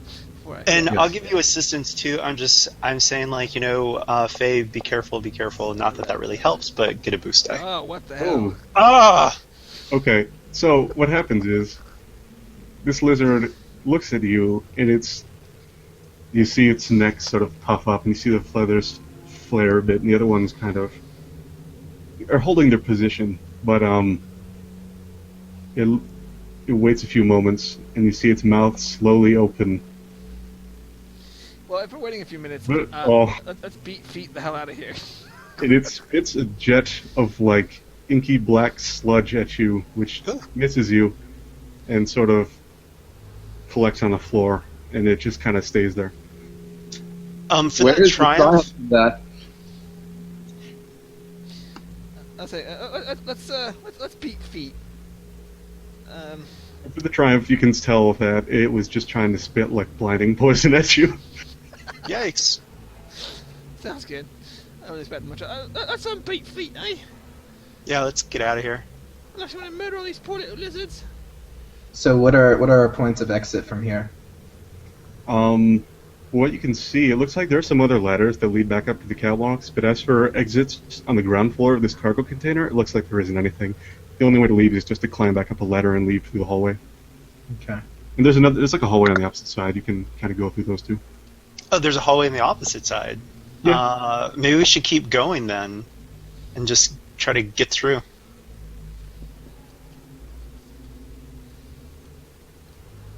All right. Well, if you guys climb up into the other side, you emerge again into a hallway, but this one isn't open to the air, so it's dark. So you're utilizing, your glow stuff again. And I'm assuming Erdo picks his glow rod back up. Actually, Yeah, he said it- And these things aren't following said us? that. He grabbed it. It looks like they're just guarding their nest. Okay, good. And so yeah, you end up in the hallway, and you see some kind of signs on the wall. It looks like one of them points toward the engineering section, which is typically near the back where the engines are. And the other ones point forward. It looks like you see a little placard for a medical bay and like a maintenance room and things like that. Jokin would probably push to head towards engineering. Yeah, especially with what we learned from the chief engineer that something happened to the engines, that might Yeah. give us quite a bit of evidence about what's going on. So, Right, so you Agreed. guys head to the medical bay. Who's in front? or the engineering is what we wanted. Oh yeah, engineering. Sorry, I had medical bay on my mind. Who's in front? Jokin can still be in front, I guess. Okay, give me just a hard perception or vigilance or something like that, or even survival. Let me see if vigilance is better. I don't think so, but nope, they are the same. Oof. All right, so this Jokin comes forward and he is walking along, and he notices sort of a little greasy patch on the ground, and it starts smelling really bad. But as he continues, he kind of slips, and it looks like one of the plates in the floor, at least in the center of the floor, gives way, and he falls, but lands feet first in this pit of just what looks like just gore. It's a pit of formless gore. Oh wow. It's about Yeah. 2 feet down. Let's see. Resilience check to see if I puke. I'll say that's hard. Yeah, I mean, Singer will I've try lost to my grab. goggles. And, anyone can give me an average survival check. Alright. I'll give myself 2 setback. For that. Okay, so Jokin's down there, and he kind of has a good look at everything that's around him, and it looks like it's just pieces of once living creatures. But he notices that they're all specific pieces, and he kind of calls back on his, I don't know, his scout training back in the day or something, some obscure camping trip he was once on. And he notices that this is a very sort of typical thing. It looks like someone took animals that like they've butchered and cleaned up for their meat, and they've taken all like the unnecessary parts and just thrown them in this pit, probably to attract like predators that would be attracted to the meat, so they would get trapped in here. Oh, if he mentions predators, Saber will try to lift him up. Okay, so your silhouette 1. Okay, I need 2 black to be able to do this. If I fail, Leslie, you've gone enough. No, you don't have a strength upgrade, do you? Okay, I'm gonna. I can only do silhouette of 1. Oh, okay. Yeah, also you can lift him or at least just help him out just fine. Yeah, I'll You say can- that I started climbing out and felt a lifting push. Yep. Okay, So Jokin can I'll- climb around. Well, I guess I can assist, right? I mean, it's fine. He's out. I mean, Okay. with the triumph, I'd say he can at least make his own way out, stuff like that. Okay, I'll take another conflict then. So that's good. I didn't have to flip to use that light Yeah. point, so that's good. And it looks like that pit was only sort of in the center of the hallway, so you guys can kind of skirt around it if you want and keep going. But it definitely looks like what it was. And all the stuff in there looked like definitely too big for humanoids. There were definitely like animal intestines and things like that. Can I sense something down there? Nope. It looks like it was just a pit used to trap things. Got it. So you guys head toward the engineering deck. Mhm. The engines, like I said, are near the back of the ship back here, and you guys kind of have to take a few flights of stairs down. But the stairwells actually seem pretty well maintained. It doesn't look like much has happened here. Did we bring any equipment for like radiation sensing or anything like that? I did not bring my Geiger counter today. Okay. So the destiny point. I would say Jokin said he had like a general scanner right on him. Oh yeah. Yes. I'd say that could work, and you don't sense too much, like no oppressive radioactive presence here. And you see in the door ahead of you, it looks like it was very shoddily barricaded at one point, like with a table or like a deactivated hover skiff or something. But it's not too hard to clear. You can just kind of shove it out of the way. Faye will take no chances. Hazmat suit is on. Okay.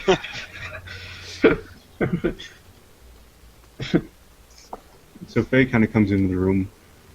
Again, Jokin, even if you like sort of points his scanner ahead, he doesn't sense much.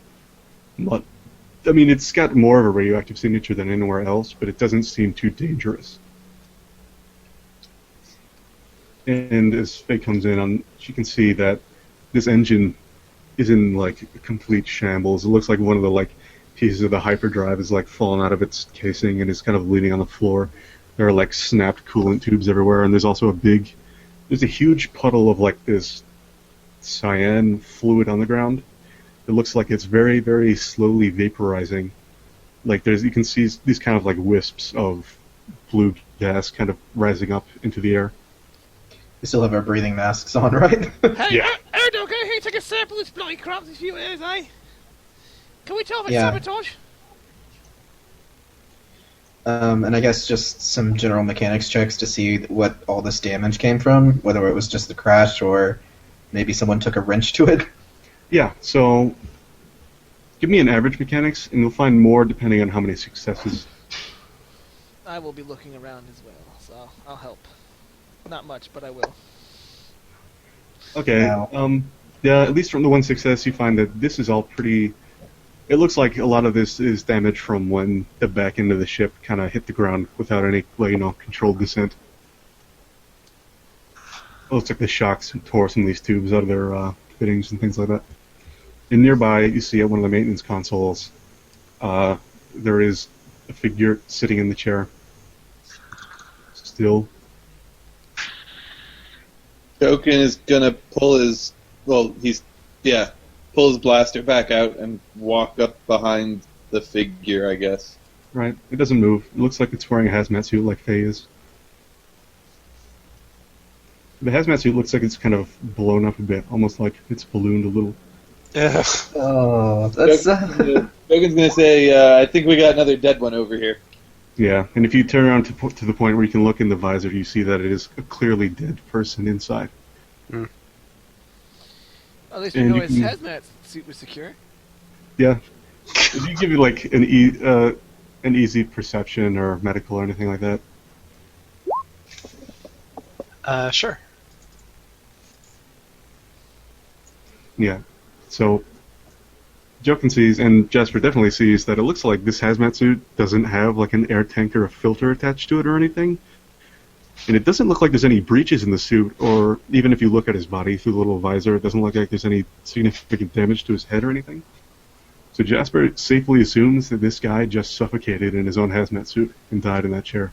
What? Wow. Okay. No data pad or anything like that? Nope, not here. And you could probably assume that this is the engineer from the engineer's room that you saw in the crew quarters. Wow. He has one of the hazmat suits from that room.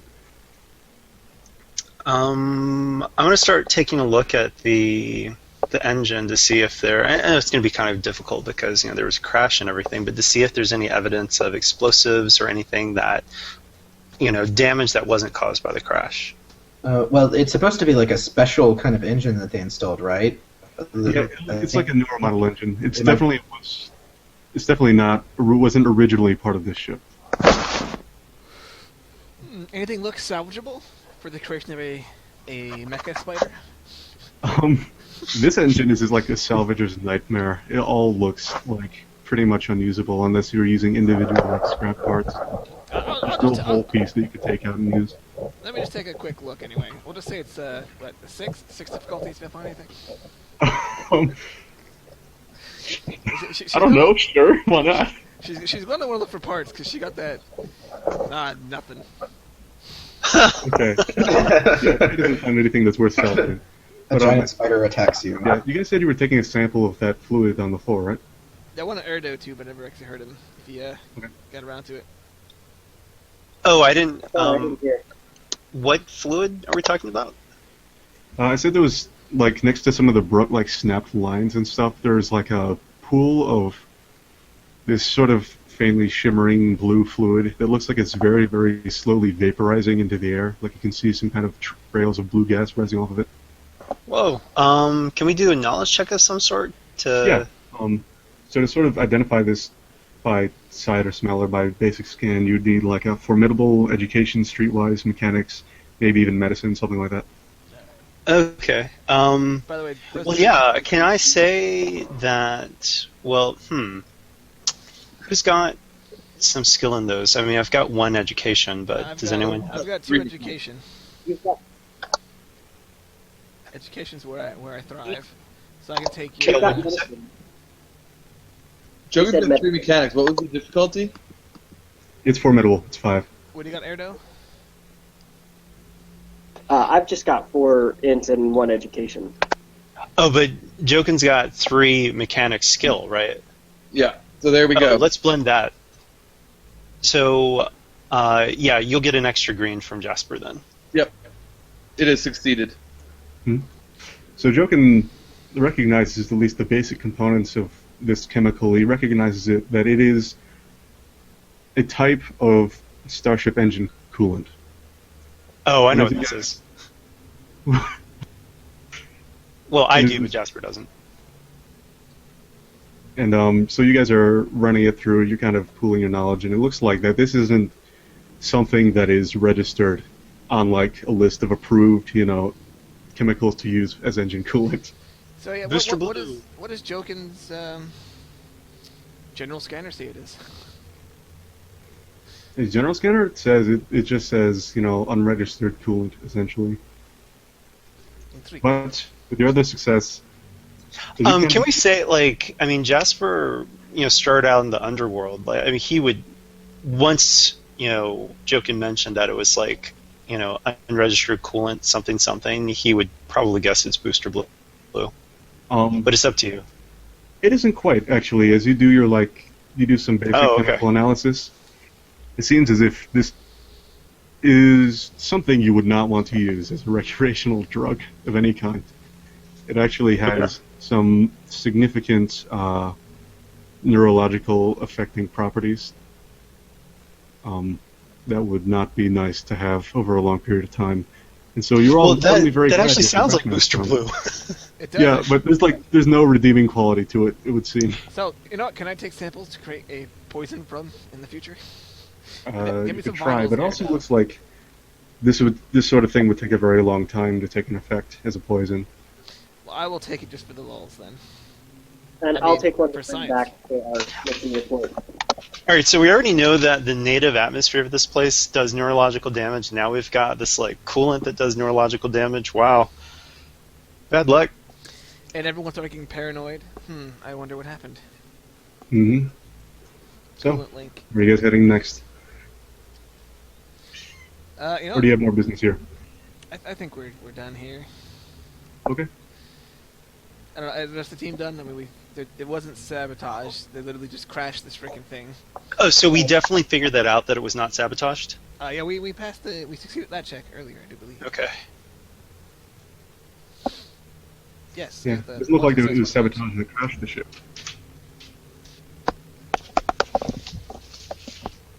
Can Joe take one more look at the reactor and see if what that looks like specifically? Yeah, sure. Just give me a hard mechanics. Alright, looks like it's in fairly, obviously rough shape, but it doesn't look like any outside forces messed with it too badly. It looks like maybe at one point there was some damage inflicted. You see almost like a score mark on it, but it looks fairly old, very old. All right.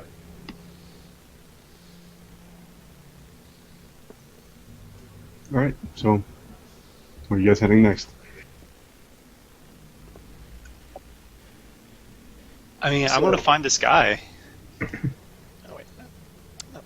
So the options we saw from the hallway were medical and what else? You saw a sign for the maintenance bay, and Let's check out medical first. I think medical's a good idea.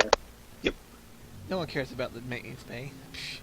yeah. So medical is more toward the front of the ship, down the same hall that you were in, and Do we have to go through the lizards again, or that? no. that's not really gonna matter? You can just Okay. keep going toward the front. The area the lizards was in is kind of the very center, and then all the halls kind of run around the edge of the ship, so you can kind of got it. circumvent the whole thing entirely.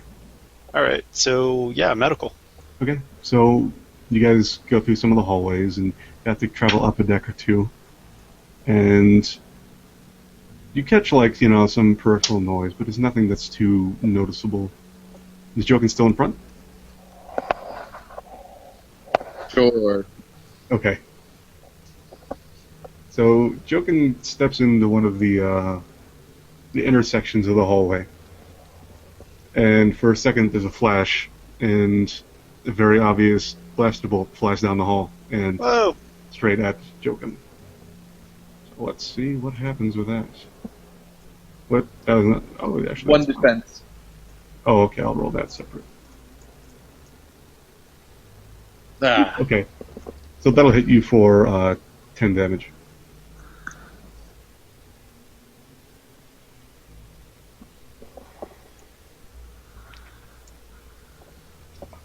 So with that, I mean, Saber would be trying to grab this person and pull him towards us.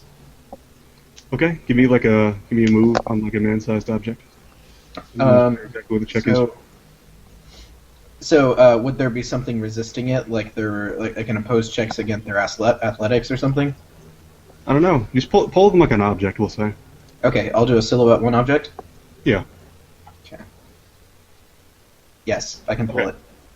So Saber channels and he grabs onto something and he very quickly yanks it back. And what he pulls down the hallway is like a stack of crates and a helmet on a metal pipe. And then there's a blaster that just kind of skitters along after it. I'm joking, I think you're a bit clumsy, eh? That's like you fall in a pit and then forgot yourself short by a trap, eh? All right. Well, it doesn't look like. I'm going to say. Oh, never mind. I should probably look at the medical to actually see. So would I have had to use my strength upgrade to pull all that stuff? No, we'll just say it all kind of came with your little pull. Okay. One conflict.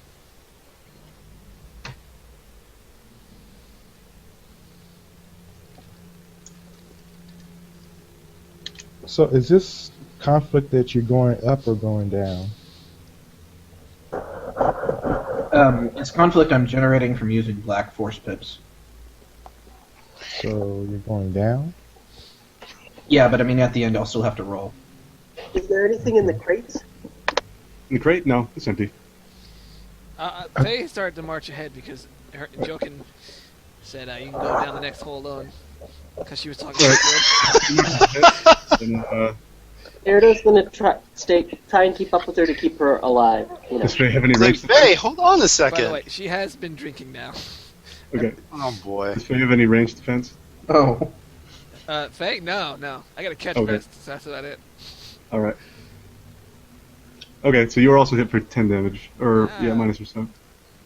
And it looks like, through your goggles, you see straight ahead of you the same sort of setup, but you see and hear someone immediately running away from that area. Hey, you bloody wanker, get back here, you don't shoot me, you little shit! Ah, bloody shoulder. I'll sit down for a minute. How far away is the figure?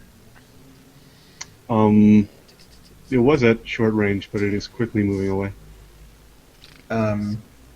So I'm just wondering if I could use a range upgrade on it, or No, if I it's run around a corner. It's not in your line of sight. Okay, that's fine. Does the blaster rifle look anything special? Nope, it's like a standard blaster rifle you would, buy off a regular weapon shop. Okay. Well, we seem to be going someplace he doesn't want us to go. So. Well, I guess Hank is going to go after him now with his, pull up his The his riot shield. Yeah.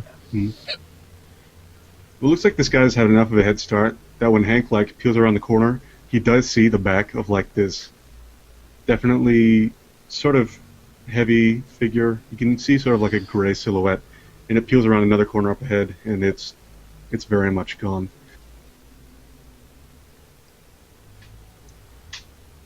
All right. I'll let everybody know that hey, lost him. He went around the corner, and we just need to make sure that we probably keep someone watch out for him. And right up ahead where Hank just ran to is where the medical bay is, so you've kind of gotten there. So Yeah, maybe we can have someone stay in the hall just to keep watch while the rest of us poke around. Faye will now cut Yeah. into the ventilation shaft again to see if it's big enough for someone to get through. Oh Lord. It looks like this particular one is actually large enough that a person could fit in it. Alright, you know what? I'm gonna climb Faye's gonna start climbing in and heading towards what she thinks is the medical bay. Faye climbs in and then is faced with just a ventilation fan, just riding away. Oh, Even if someone can fit in here, it doesn't look like someone was crawling through it. I'm fusion cutting it. Okay, yeah, well the fan. Wait a minute, I thought the medical bay is right in front of us. It is. It's It right there. is, You can walk but in. If Faye, Okay. Jasper walks in.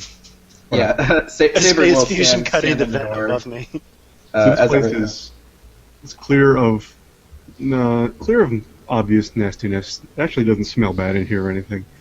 There are like 3 examination tables bolted to the floor. One of them looks like it has some kind of device for like in the headrest area. There's like a medical console, and then on the side there's cabinets and like a counter where you'd store your medical supplies. I want to go to the medical console and see what I can bring up. Okay. Give me a hard computers. Okay. Does anyone have computer skill?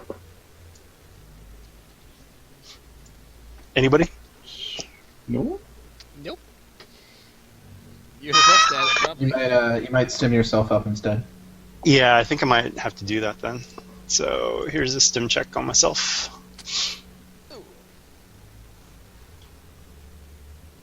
Fired up. All right. How do you want me to do the advantages? Because I don't think it should wipe the strain, because the strain should be the penalty when using that. But Don't want to get too adventurous. How about we say it gives you 1 computer skill for a moment, okay. or 1 additional? Yeah, I'd say go ahead and flip for it too. All right. So a flip for it, and wait, let me try to figure out. Okay. And what's the check difficulty? It was hard. All right, so it's hard, and I've got 5, and I've got native skill because of that, and then I've got another for upgrading. Did someone flip for me, or did I need to? I think you didn't. You already Oh, I did. Yes. Yeah. Okay. And then, All right, here goes. Let's hope this works. Oh, and someone can assist me, right? Who's going to assist me, other than Faye? Joking, Ken. All right. Phew. Okay. So you crack into this console, and it seems like scrolling. This doctor was keeping quite a few records. It looks like at the very start, it looks like they talk about being ordered by the captain to make regular medical checks of the entire crew. So they have like bi-weekly checkups, and then contained therein there are actually records of each of the checkups. Specifically, there are brain scans that are all sort of lined up in a row. And it seems as if this doctor has written their own conclusions there. Like in the very beginning months, they say, keep an eye on this, some minor deterioration. And then as it goes on, you see, at least with Jasper's medical skill, give me like a hard medicine or education or something. All right, so it's going to be a hard medicine check, right? Yep. Okay. You still should have your 5 intellect though. Oh, you're right. Thank you. Okay, I'll do that.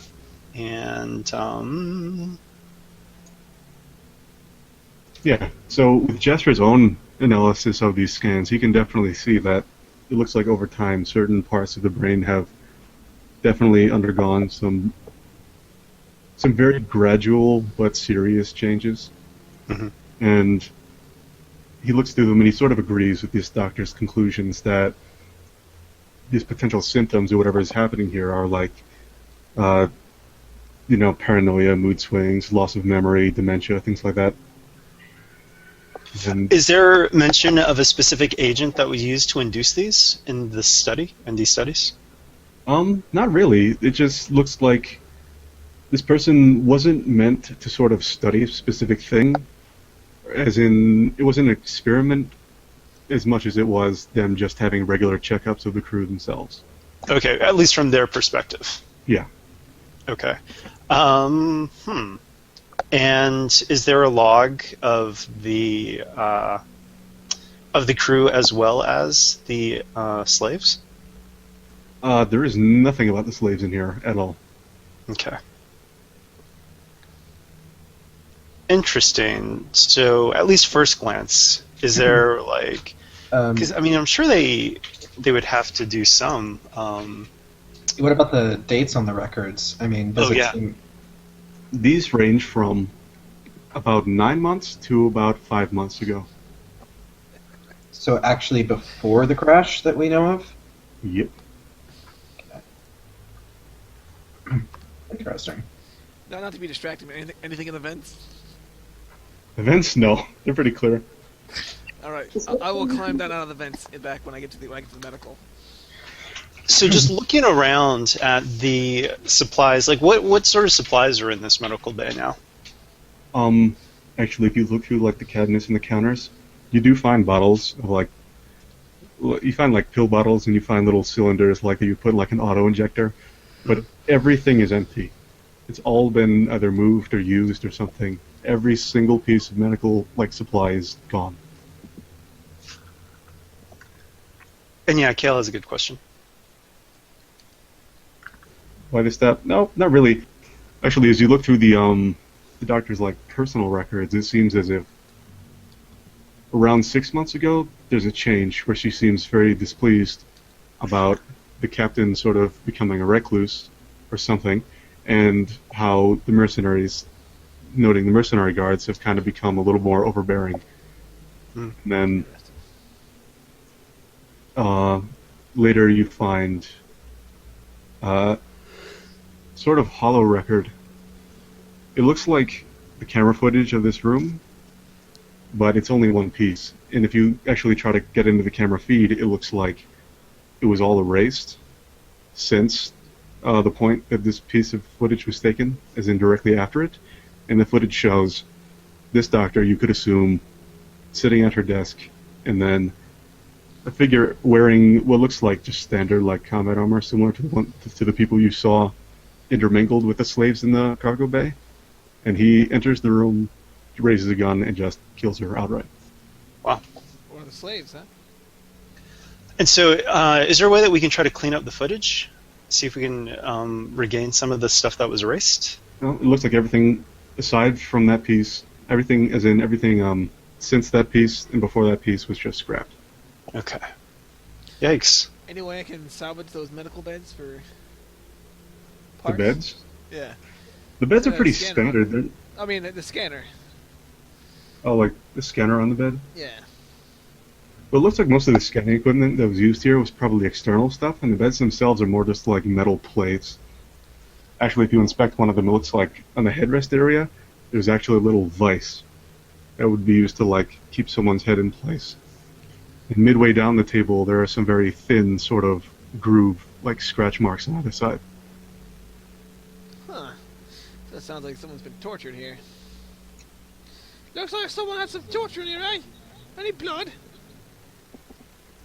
There is blood. At least very faint traces of old blood. It looks like it was kind of very sort of lazily wiped away a few times, but there's still streaks of it, kind of. Right. So, where would this fellow have escaped to? Is there any other exits to this medical bay? The medical bay? No, he didn't actually go in the medical bay. He ran past it down one of the Oh. halls. Oh, I missed that. That sounds good. Yeah, so he ran deeper into the ship, right? Yep, he ran toward the front. Okay, so what did we have to pass anything notable getting into the medical bay? Notable? Not particularly. Well, I mean, other areas that we would want to explore. Or... It looks like straight ahead of you, like again near the front. Or actually, no, more to the side of you. It looks like it's kind of connected with the cargo bay a bit. Is the maintenance room? So, do we want to try and keep going forward, or do we want to check out the maintenance bay first? Let's try the maintenance bay, and then we can move forward. Yeah, Sounds good. He's inclined to be thorough. Actually, if you do that, 5 minutes in trying to set a trap for this guy, he has to come back. So she's going to try and wait and trip him up with her stick. He's gonna wait in the medical bay. Yeah, kind of try and hide. It's my house to go back this way. So you're gonna like put the stick across the hall and hope he trips over it. Yeah, I'll set up a little trap. Skullduggery. Yeah, let's do some skullduggery traps. Let's see. My skullduggery is 3 green. I don't know what difficulty should I put that at there, GM. To place a stick across the hallway.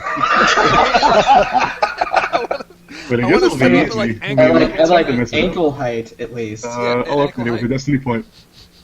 So you said that's going to be 1 red one. Give me one red to set up your little stick trap. Oh no, Come the on, stick's gonna despair. break. Well, you successfully set up a stick tripping trap. Saber's just rolling his eyes at her. All right. Well, she looks very satisfied with herself. Then she'll actually follow the rest of the group. We'll hear the stick fall if he comes this way.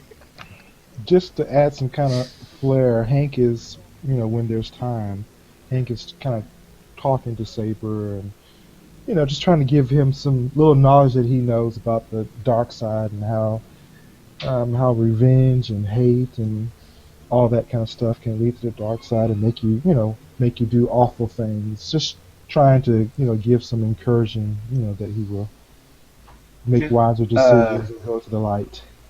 So Saber isn't going to be responding directly. He'll just nod occasionally.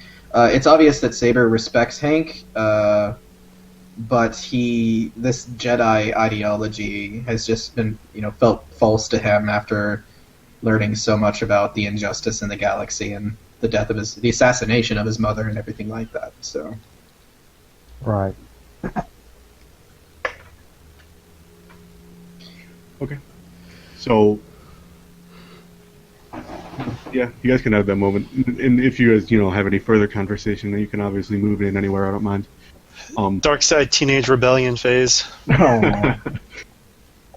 But yeah, so you guys move into the maintenance bay. It looks like the maintenance bay is kind of tacked on a little bit above the cargo area, so it's not like dipped in the water or anything. Because it looked like when you were in the cargo area that some of the water from the river that this front of the ship was dipped in is kind of running through it a bit.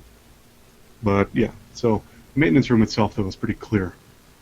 Inside it looks like there are a bunch of crates stacked up. There are very obviously some like workbenches and tools and things like that. You see a crate actually of those sharpened pieces of rebar. There's just a bunch of them sitting in a crate. And it looks like these workbenches were used to fashion those.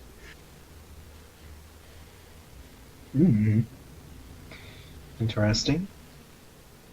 We don't have a clue as far as what they were making. It doesn't look like there was much of a process beyond sharpening these things up into makeshift spears. So otherwise, it was just raw steel that they had. Pretty much, yeah. They took some axles and things like that they found in one of the crates and just obviously rebar, and then just started grinding them down with some of the machinery. Okay. So any perception or vigilance checks we can make for? I guess we need something specific to look for if we were doing vigilance, but yeah, just give me an average perception, new one. Oh god, there's a scream sound. I don't like it. Some sort of voice in the soundtrack. Right.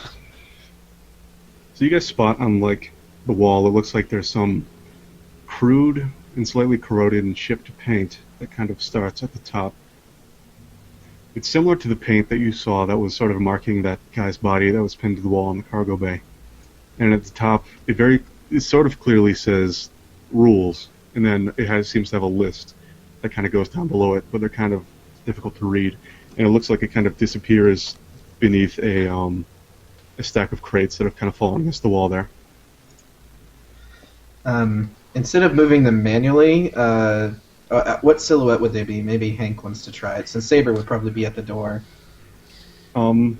Each crate is probably silhouette one, and moving one will kind of help you move the others, I guess.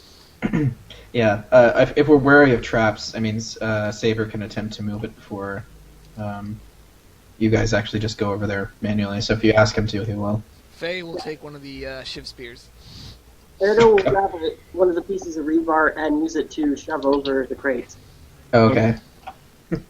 Looks like Erdo doesn't trust Saber. It just seems easier. I know, but if there was a trap. That's what the spear is for. It's to keep a little bit of distance. Approach it from the side and just sort of push it over. Mm-hmm. When you poke around, it doesn't seem like the makings of a trap at all. It looks more like these things were just thrown against the wall when the ship crashed or something.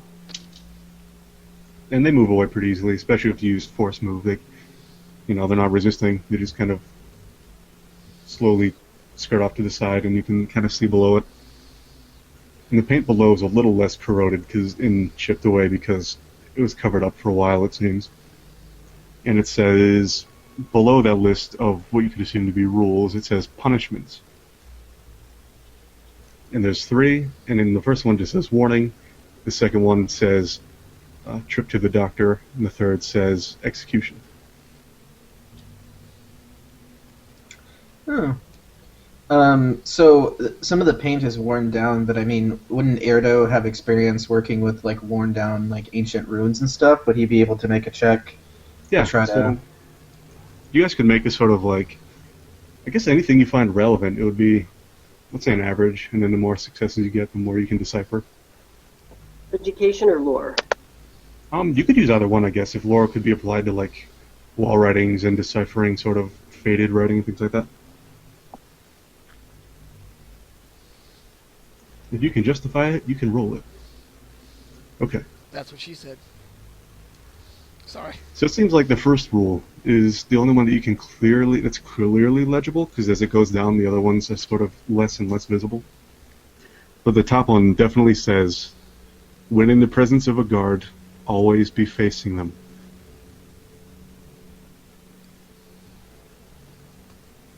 Whoa. Okay.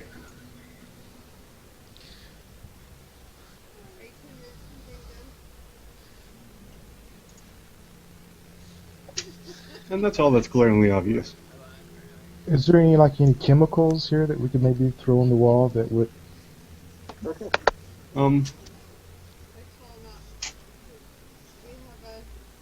Probably there aren't really many chemicals in here. It's more like a workshop area.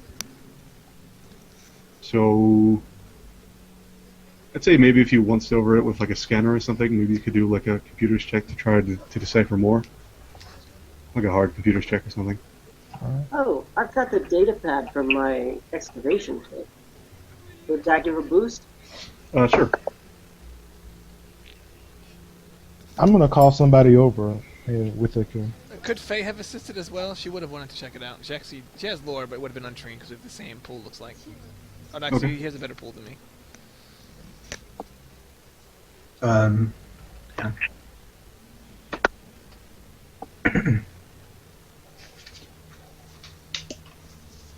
All right. So Erdo can actually, with the help of the scanning equipment and his archaeological stuff, he can actually, make more tool-assisted analysis of the other ones. And it seems as if going down some of the other rules detail the possession of weapons and how it is not allowed.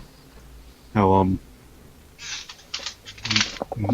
one of the rules specifically says no asking for food. Yikes. And there also seems a list for a specific curfew that is quite strict. Can we tell how long this has been up? This has been up about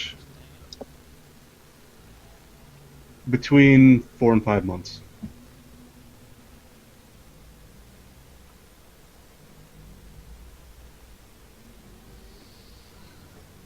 Okay, so looks like we're getting a bit of a clearer picture. The guards at about that time probably took over the ship Mutiny. and started enforcing these rules. Mutiny. I guess to the head of the ship. Is there anything else that we could? Nope, you've scanned through pretty much all of the major areas of the ship's rear section. So you could head up.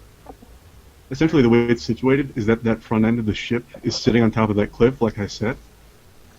But it looks like the back end of the ship is just high enough that it almost perfectly reaches that cliff area. So if you somehow climb up onto the top of the back of the ship, you could basically just step into the lower decks of the front end. Interesting. Right. So, how about? Is there a ventilation shaft in here? Yes, there's ventilation shafts everywhere. Because Okay, otherwise people anything would big enough for a human to fit through? It looked like a human may have fit through in a humanoid shape. Not in here, no. In the entrance here, the entrance to the ventilation shaft here, anyway, looks like it's still been screwed shut. Hasn't been tampered with or anything.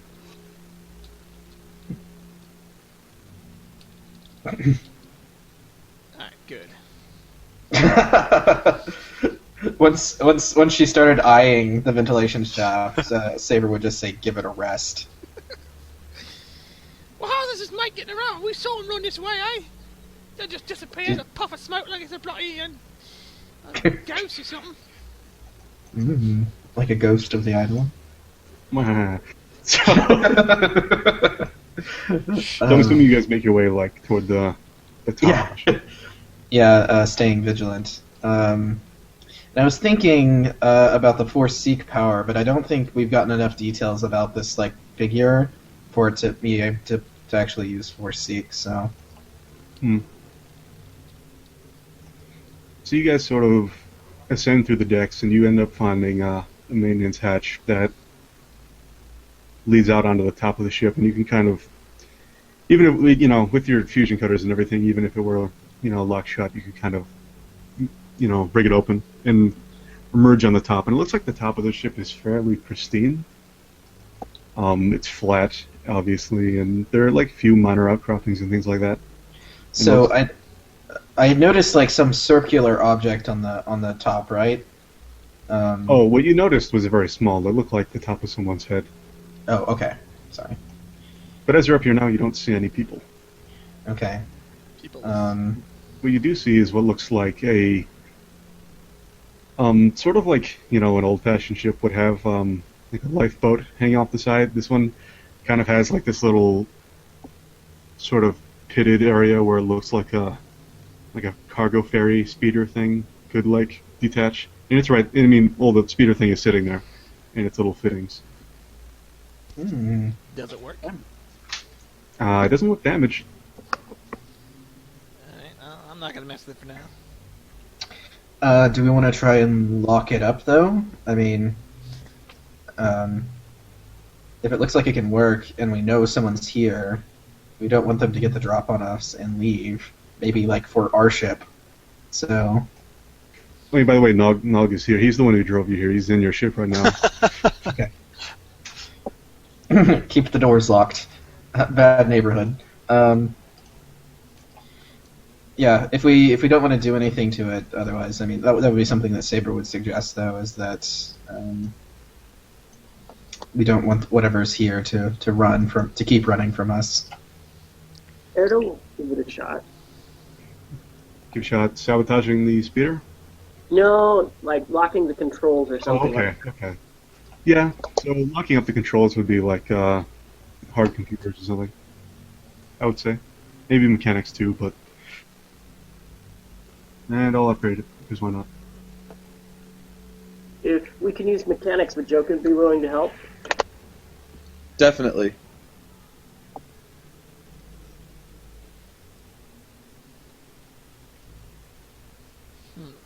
Alright, so were you aiming to like lock this to only be used by you? Or the group or something like that, yeah. Okay. So yeah, you can lock these controls, and they're kind of... You guys kind of share around the little passcode you put in, and it seems still only you to you. We can take that as we leave. And so yeah, up behind you, you can basically step off onto that top like area into the ship, into the front of the ship. Alright. Can we see the upper decks of the upper half?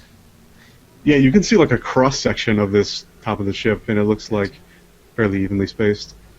It's different rooms. It looks like There's we can wires and reach things the going climb up out. to the upper part, the upper of the, from the lower. I'm confusing myself. Oh god. You know what I'm trying to say? Yeah, I mean inside it looks like there would be like there's like access ladders and things like that you could use to get to the top pretty easily. Cool. Cool beans. Let's explore. I'll poke Jokin and say, "You go ahead. You go ahead, Jokin. You seem to be I think you're better at soaking those blaster bolts, eh?" Jokin's gonna laugh if she actually did poke him at the gore or whatever that was last on Jokin that's now on Faye. Wipes it off on the deck of the ship. Alright, so if you guys head up to the top, you're actually on like the bridge level, and there's kind of at the head of this little semicircular pair of hallways, there is, the very obvious large blast door that leads into the bridge itself. So yeah, a vigilance check for traps on the door or anything? Yeah, just give me an average. Okay. Alright, it doesn't look like it's been trapped at all. It looks like it's been fairly securely locked. It's even quite dusty, like no one's even tried to open it. Well, Fusion Cutter's here to save the day. Yeah. This one's thicker, so it'll take a little longer, but you can Oh, we can just try. fusion cutter through Someone it if can you try want to and brute force probably it. skullduggery door. Can I try maybe and- some. I will So try we and don't pick think the it's been opened recently. Can we get a force sense, maybe? Yeah, sure, if you want. Can I try and pick the lock? You can also try picking the lock with like a daunting skullduggery. I will Or try. mechanic or I something. don't have the proper tools either, so it's 2 setback. Oh! Failure. You chip all your nails. I was using my ship spear. Improvised tools.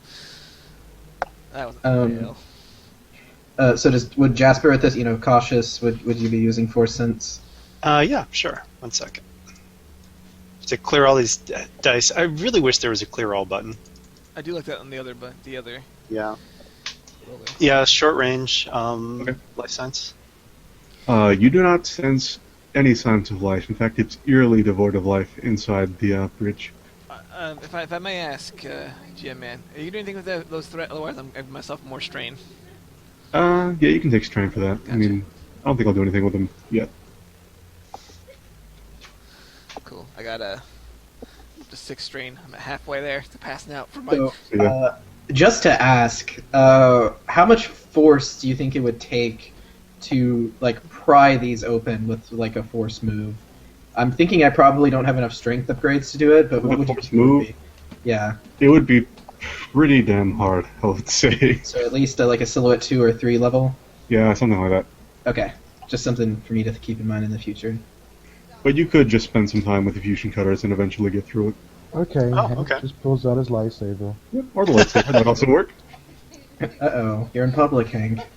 Yeah. Not Uh, exactly public, to be honest. So, yeah, Saber gives a glance towards the lightsaber and then, averts his gaze a bit. So, some out-of-character knowledge is that Saber does have his own lightsaber right now, and that's why he stopped training with Hank, because his lightsaber actually came out as red, so... Dun, dun, dun. Yeah, so it doesn't take too long before Hank manages to carve a properly sized hole for you guys to squeeze through.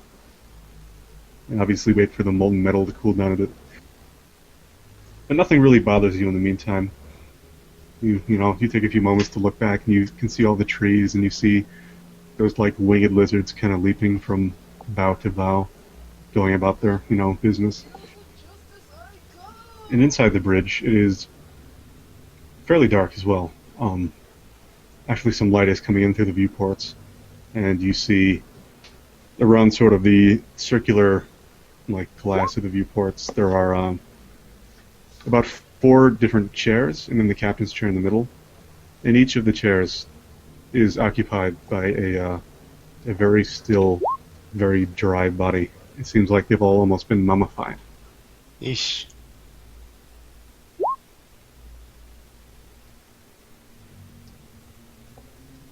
Well, I'm going to go up to the bodies and once again try to determine how long it's been since they've died. Yep.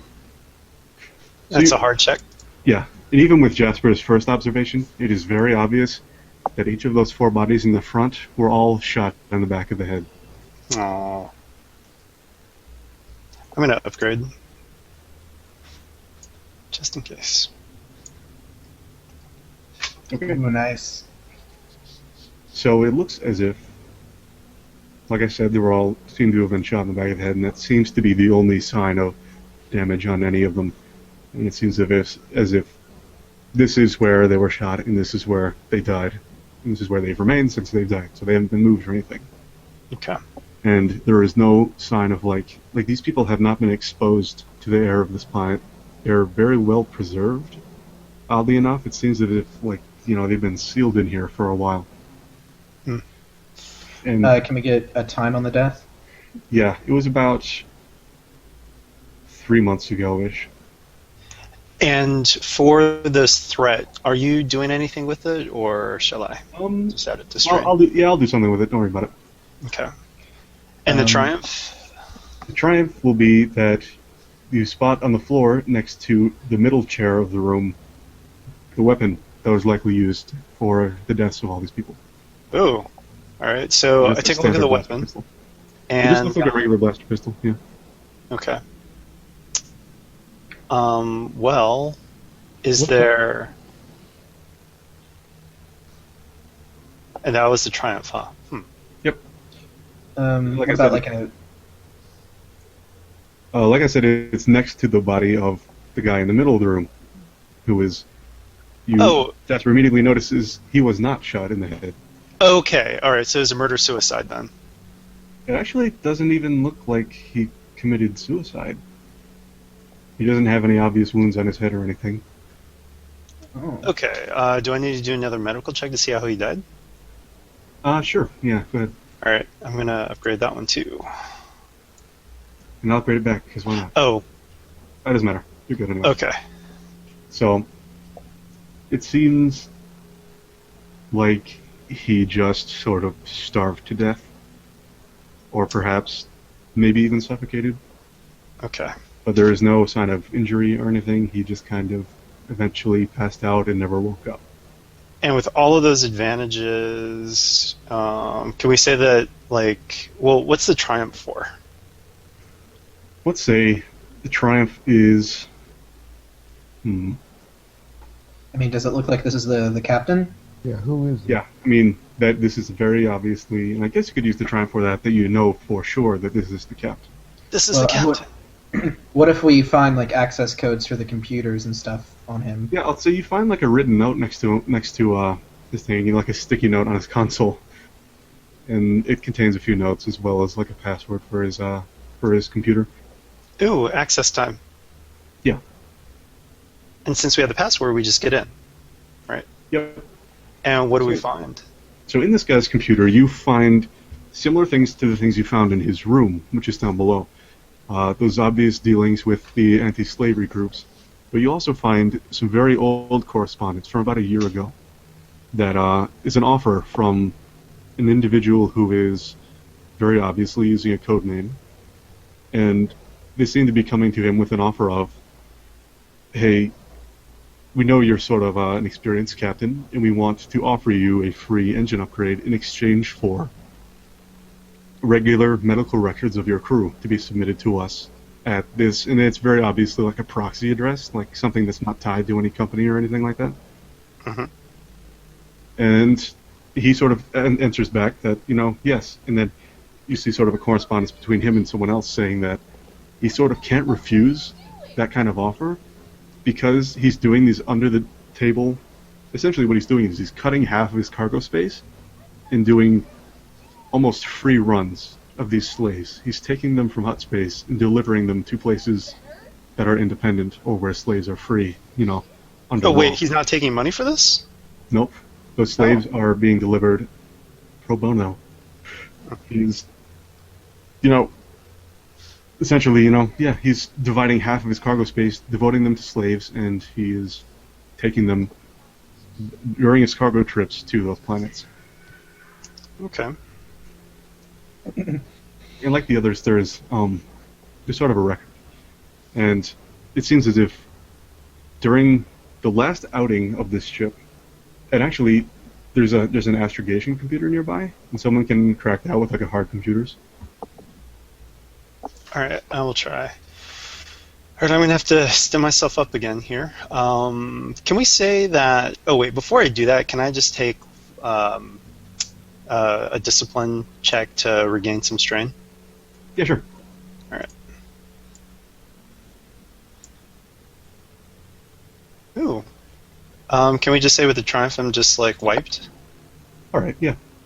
Alright, cool. So then... actually, I'll just leave the 4 right there, because I'm going to try to stim myself now. So, let's see.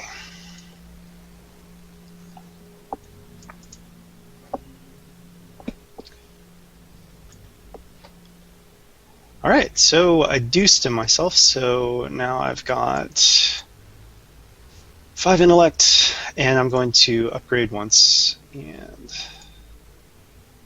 Erdo will assist you with the computer. thank you, Erdo. All right, so here goes. Hard check, you said. Yep. Mhm. Oof. Right. So I'm kind of going to do two of these at the same time because they kind of relate to each other. So he notes that on his most recent journey, which appears to be, it looks like they wiped the computer before their most recent journey, so it kind of starts to look like they departed from Nar Shaddaa originally. And he says that he makes note of the fact that his mercenary guards caught a Hutt saboteur in the engine room, but he does note that they caught him before he could do any significant damage. So they think. Ugh. Wow. And so, from that point, he does appear to be taking on that definitely very paranoid persona that everyone has so far that you've seen. And he starts noting about how he thinks the Hutts are now onto him, and that he can't go back to Hutt space, because if he does, that's a guaranteed long, slow death at the hands of the cartel, for, stealing their slaves and aiding those anti-slavery groups. Right. So he becomes very, very worried. Well, I'm kind of concerned that this paranoia started before they got to the planet. Yeah, from those medical records, you do see that the degradation did start about shortly after they got that engine retrofit. Okay. And this job wasn't, it was the most recent one since they got that, but it was still a couple months afterward. Got it. And we have a sample of that that material. So, Yep. do we find anything of note about that material? Did he notice the engine upgrade? Well, obviously, he negotiated for the upgrade. He doesn't seem to catch on necessarily that there's any specific component that is causing what's happening. In fact, he doesn't even recognize really that there's this downward trend in his sort of psyche. Right. Is there? Where did they get the engine from again? It doesn't say. It looks like it was from some kind of anonymous transaction. Okay. Or at least the correspondence was all anonymous. Is there any education checks we can do, or is it all just really vague? It's all extremely vague. Okay. It looks like a lot of these things allude to the fact that these correspondences only set up in-person meetings. So a lot of the identifying data would have been, you would have had to have been there. Mhm. Otherwise, this is just scheduling. Right. So we had some papers from the captain that we gathered. Is there any cross-referencing we can do? The papers are like the cargo logs, okay. which refer specifically to those people from the anti-slavery groups. It doesn't look like any of these names correspond with any of the names of the people offering that engine retrofit or that deal. Can I roll vigilance to see if I remember any of the serial numbers from the engine or anything like that? Yeah, sure. Give me a hard vigilance or something like that.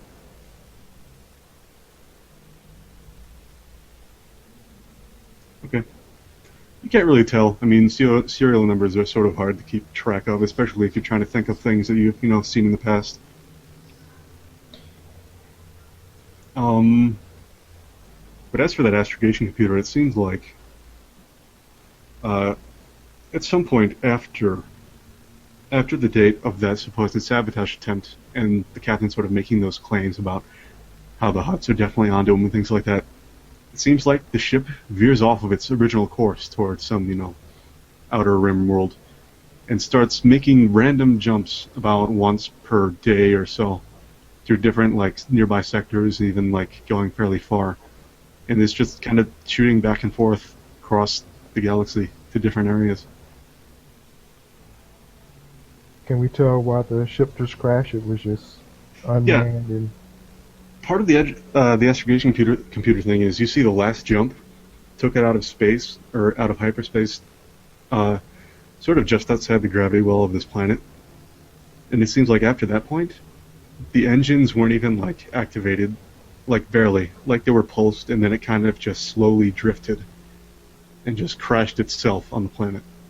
There seemed to have been no steering or anything, no course changes. It just kind of drifted onto the planet. So that seems Probably the captain had already killed everyone in the bridge area.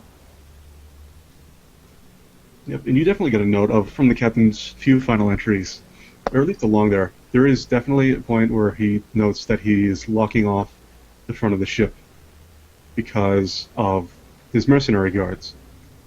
Because it seems as if he was moving around, and they began to sort of rebel, and he wanted to shut it off, and then he kind of locked himself and his crew in there. So, do we know what cargo he was, besides the slaves, what other cargo he had? It looked like just basic stuff. Like I said before, it was food, ship parts, not really any weapons or anything, just basic supplies he would deliver to like a colony. Like a lot of the stuff you saw, like fashioned into spears, it looks like that could have been part of the original, like basic cargo.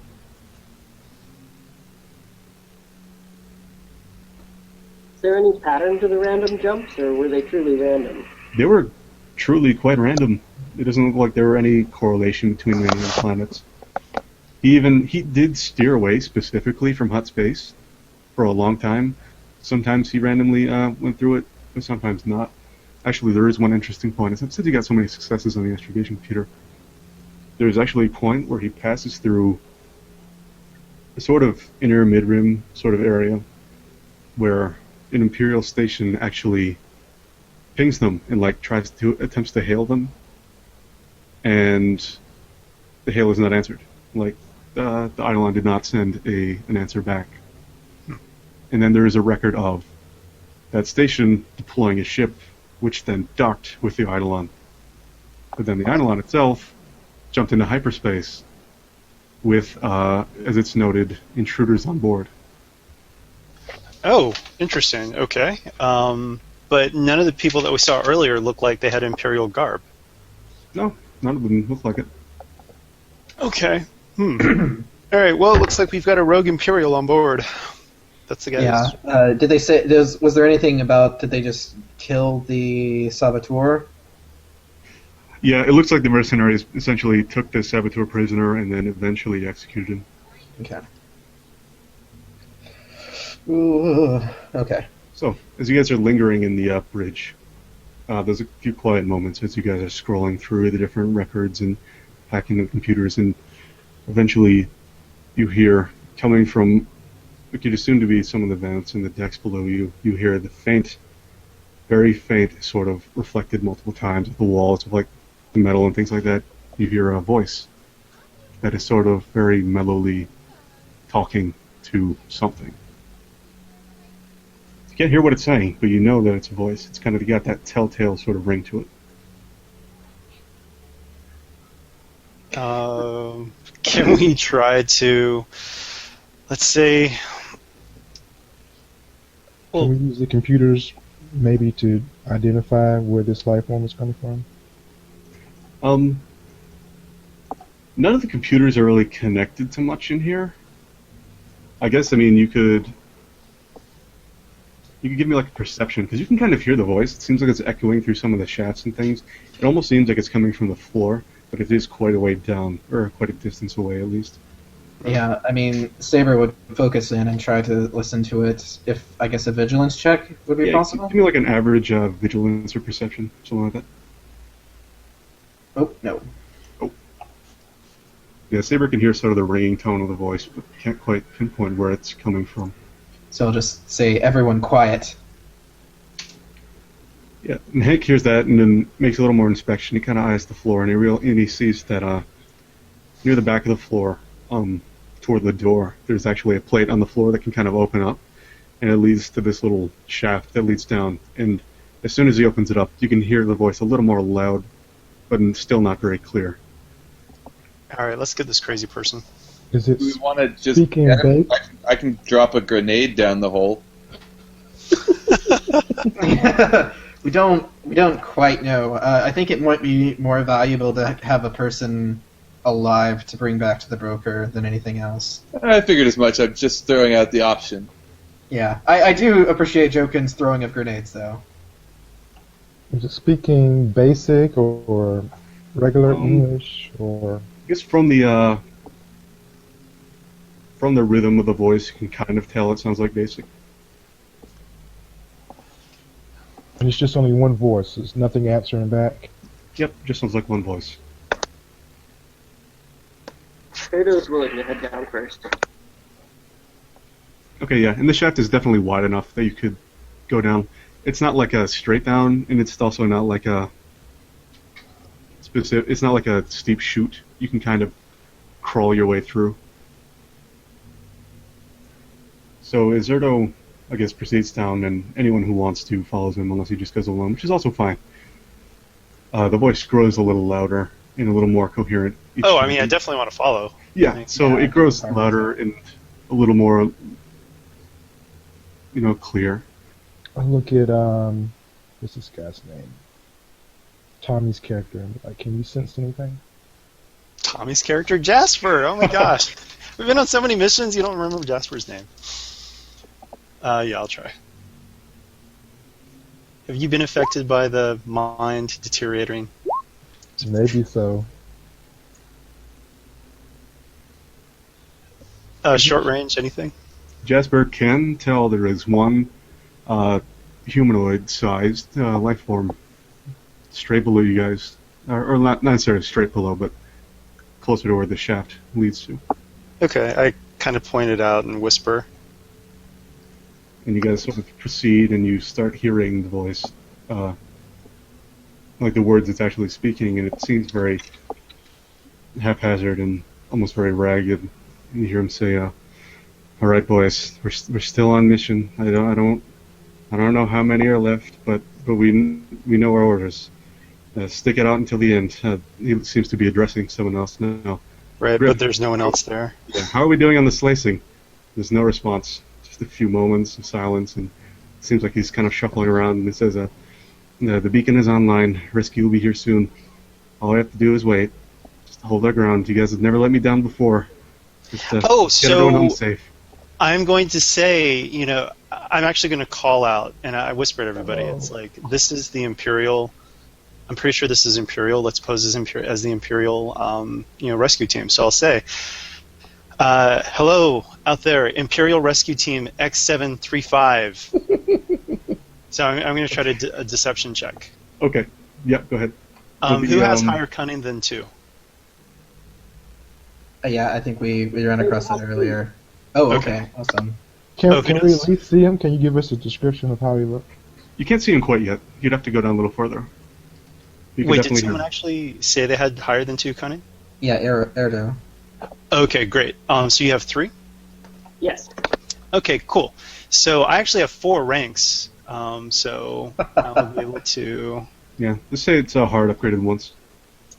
hard upgraded once, and What about stemming? yeah, I guess I could. Well, I would say that just in this case, just RP wise, that probably wouldn't make sense because I'm calling out instead of, you know what I mean? Yeah, I'll upgrade it again too. Why not? All right, so so it's hard upgraded twice now. Yep. Okay, so I'm going to upgrade it, and I've got the blend with Erdo. So he's got 3, and I've got 4 ranks, so it's 3 yellow, 1 green. And I upgraded, right? Yes, I did. Okay, so that's going to become 4, and I'm going to use Touch of Fate, because I always forget to use this thing, so I'm giving myself 2 boosts. Awesome. All right, I really want this to happen. Okay. Yes. So you say this, and you hear him just stop what he's doing. It seems like you hear his boots hit the floor, and he's just kind of standing there still. And he... Identify yourself, soldier. He seems very conflicted about this, and as you guys come into view, you sort of see him now. And he is dressed very specifically in this, stained, cracked, definitely battle-worn, blackish-gray armor. Anyone can give me, a knowledge, education, core worlds, something like that. Warfare as well. I've got a point in warfare if anyone wants. Actually, warfare would be easier. Knowledge warfare would be a hard, and the others would be daunting. Actually, Cool, no. and I'll give you 4 intellect for that. Nice. Okay. Ooh, more As soon as he triumphs. comes into view, Jokin sees this guy, and he immediately notes that this man is very obviously an Imperial commando. And he notices that all of the men that in the corners of the room, there are 3 more men dressed just like this guy, obviously all slumped against the wall, with their guns like lazily positioned and posed in their hands, and their helmets kind of crookedly placed on their heads. And this guy's helmet is like half blown off, so you can see like the upper left part of his face, and which isn't damaged, but you can see like his hair and one of his eyes sticking out, but he has the rest of his helmet on. And he sort of stops, and you guys come into view again, and he seems like he's having a moment of clarity, and he says, I don't need a rescue.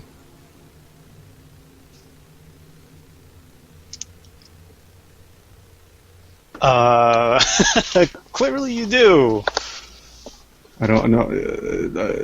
And he stutters and stammers and backs up and kind of takes a seat against the wall. He just sits down and just shakes his head and he says, "No. I don't want to go home." I whisper to Jasper, "What happened? Ask him what happened." So yeah, what happened here? We got an order when it was morning. They got a ping from a ship. It didn't have authorization, and they weren't responding. We thought it might have been like terrorists or rebels, so they sent us. And we docked and we boarded, and they went into hyperspace, and we lost our boarding craft.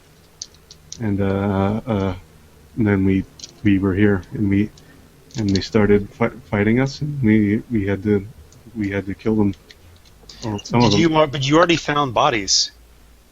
We did. We found they were here, and they were terrorists, I think, and we were fighting them.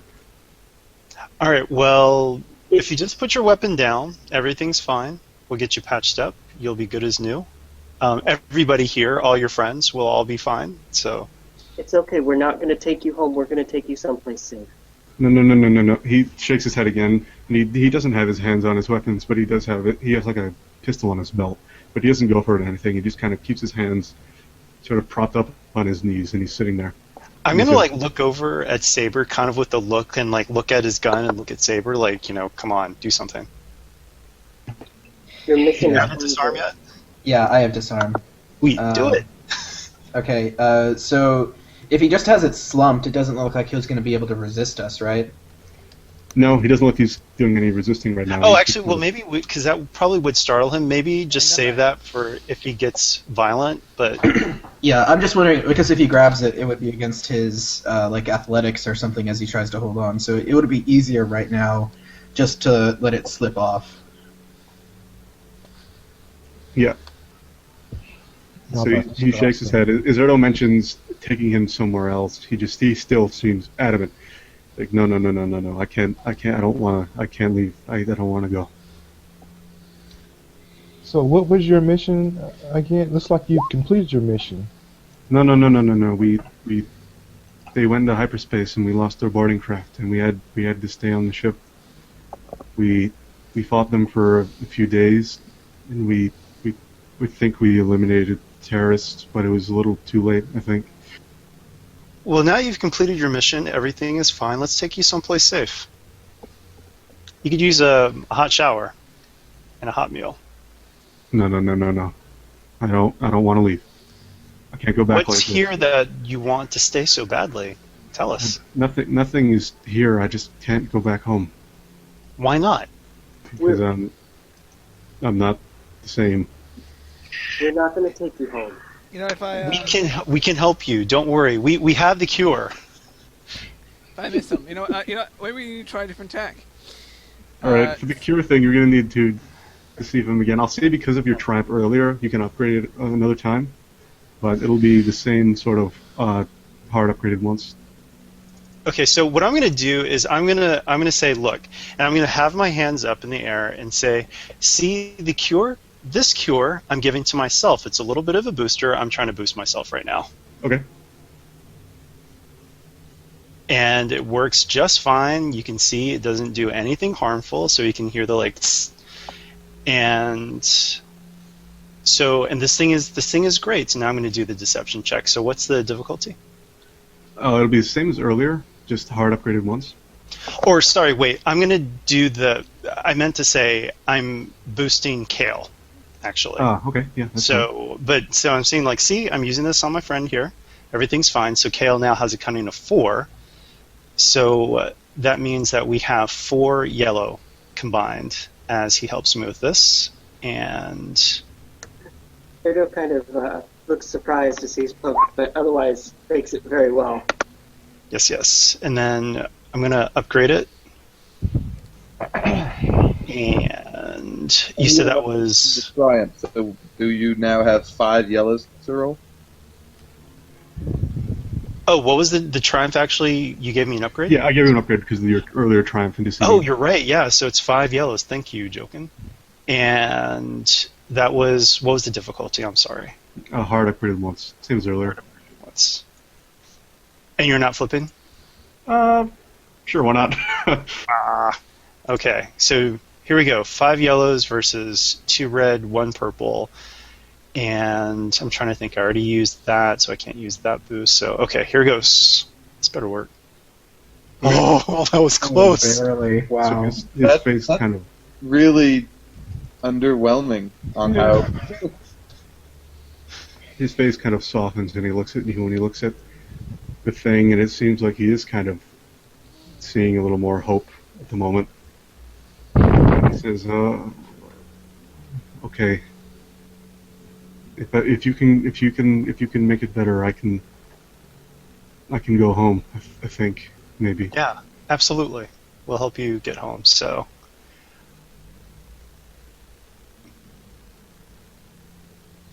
he sort of stands up very slowly and doesn't not all threatening. His hands are at his sides, and he right says, "Okay, I'll go."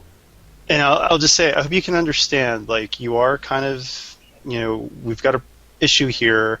As a patient, you don't need a gun. May I have your gun? He looks at his pistol and he sort of unholsters it, flips it around, and hands it to you. Okay, phew. Okay, so everything's fine. We're gonna get you better, and let's head out. We're not gonna tie him up or anything. We're trying to be calm with this guy, and I actually do want to help him. I want to see if I can actually reverse this mental degradation. Actually, I mean, can I sit him down now and see if there's anything, like maybe if I actually use one of the stim boosts on him to temporarily give him some more clarity? Yeah, I'd say if you used like one of your normal like steroid stim boosts, you could probably give him a little more kick. Okay, here goes. All right. So it seems like, because it's like your first time hitting him with this, it looks like this hasn't been treated by anything before. So this first hint of like a sort of a new feeling, this new chemicals, just kind of, he definitely seems more alert, and he looks at you all, and that moment of clarity is definitely sort of intensifying, and he says, "Okay, let's go." And at this moment, your comlink pings, and you hear Nog through the thing, and he says, "Guys, it looks like our lead is up. I have a large signature dropping in through hyperspace above us, and then a few other smaller ones. One of them Yeah, time to go. yeah, one of them just went into atmosphere, and it's heading your way right now. Can we carry the bodies out? These other bodies? I mean, you could if you wanted." What kind of armor they have on the Yeah, other bodies? Faye is gonna try and grab at least one. Guys, we don't have time, unfortunately. We just don't. We've got to go. Besides, It's not all even of these- looting, it's actually respect this time. Each of these commandos does have, the Imperial Commando armor. It's very robust and fancy looking, but they are all very dirty and worn, and some of them have, cracks where some of the plates are shattered. Definitely they've been through a lot. Yeah, and these guys are going to be, pretty, muscular, hefty guys, so let's just get out of here. We got to go. Yeah, we do have that speeder out on the out over here, so.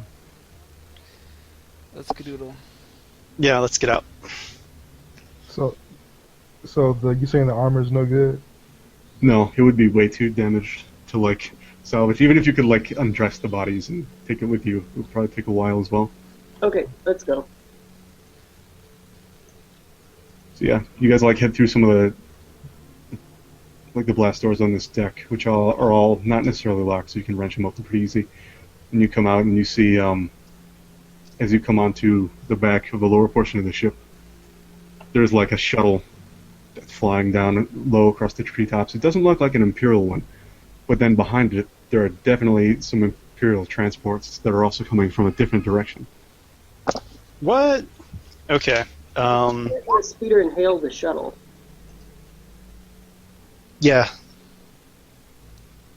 I mean, there's got to be something on this ship that's important that Emperors want to, Well, they probably want the commando. besides the Commando. I mean, why would they? Well, remember, they went after it only because the ship didn't respond. It didn't have authorization codes and would not respond, and so that's why they boarded the ship. Oh, seems So like the a lot speeder- of trouble for. The speeder that's there is like, it's about as wide as your standard land speeder, but it's a little longer. It kind of has like a flatbed on the back where you can like load cargo. So you guys all kind of load yourselves onto it. And so, well, when we send a message to the shuttle, what do they say? Do they respond? There is no response at all. It seems like they're stonewalling you. Okay, well, if they don't want to help us, I can't trust them any more than the Imperials. They could be just huts or something. Let's get out. Let's just scope. Maybe the company that made this engine that just destroyed Yeah. everyone's minds. Yeah, exactly. Yeah, so Nog calls in. He says, "Do you guys want me to come there, or are you going to come to me? I could come there, but I would be revealing myself to them to their sensors. I don't think they've seen me yet." We'll come No, let's Let's go to him. get under the trees and go to him. We found a speeder that seems operational. We're on our way. Can we fit this thing inside the thing? We'll just drive right up like the Dukes of Hazzard, right? Or I don't think it'll fit up the ramp of the 2400, but you could probably, I mean, it's definitely better than walking. Wait, so this land speeder can fit all of us? Yeah, it's like a cargo speeder sort of thing. So it's like the front's kind of like a regular, like, car, but then the back is like a flatbed where you can all kind of load yourselves in. All right, yeah, let's go. any way to Let's attach get our- ourselves? We have our pilot though, definitely joking on the helm. So I'm assuming Jokin like jumps into the driver's seat. And Oh, he's got Let's Ride, right? Yep. He was Yeah. there before we Nice. even thought about it. So Jokin like does a cool little like leap over the edge and jumps into the. No, the slide across the hood is obviously. Obviously. As you fall, like Doesn't 6 even open the stories door. to the ground. He just jumps in. How is his mood right now? Oh, the commando? He seems very. As soon as he sees those Imperial ships and he sees you guys, with this clarity, he sort of realizes that you're not the Imperial rescue team. Boom! Stun him. But yeah, But we're still the ones who helped him. I mean, we're the ones who provided the clarity and the medicine. He doesn't. yeah. Stun him, binder him, and throw him on the flatbed. Oh God. Saber's his gonna stand With his it. gun away, he does seem a little less willing to resist you, but he's obviously very confused and skeptical at this point. It's a really long story. We'll get into it later. Oh, look at the pretty birdies! Stun blaster back of the head. Come on. That sounds great, actually. Yeah. All right, so yeah, you put him out, and he just kind of collapses in the back of the speeder.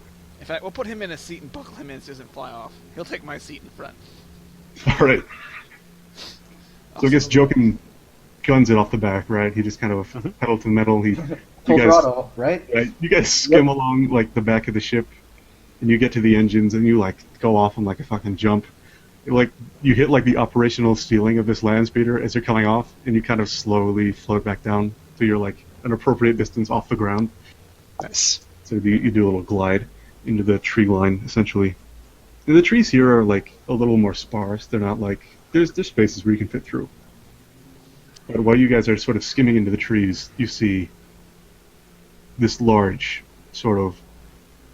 It looks almost also sort of like flatbed. It looks like a floating brick almost with some features on the outside. It's like an Imperial sort of ground transport sort of thing. And it like is moving forward, and as soon as you guys zoom past, it stops and then changes direction to move after you. Anything on this land speeder, weapon-wise at all? There are no specific weapons, but there are like barrels and boxes and things like that. Haha. Hey, Saber, you good at moving stuff? Toss it, hey! Do any of them look explosive before I have him ask him to throw it at him? You're not sure. None of them are marked very well, but some of them might be explosive. Can I do a quick knowledge check, education maybe? Kind of. Yeah, sure. I'll Give say I'm me- doing it really quick, so I'm gonna have at least 3 setbacks because I'm not really paying attention. I'm in a rush. Yeah, give me easy. I mean, all it takes is like easy. Yeah, with your setbacks, just studying these labels real quick. I said 3.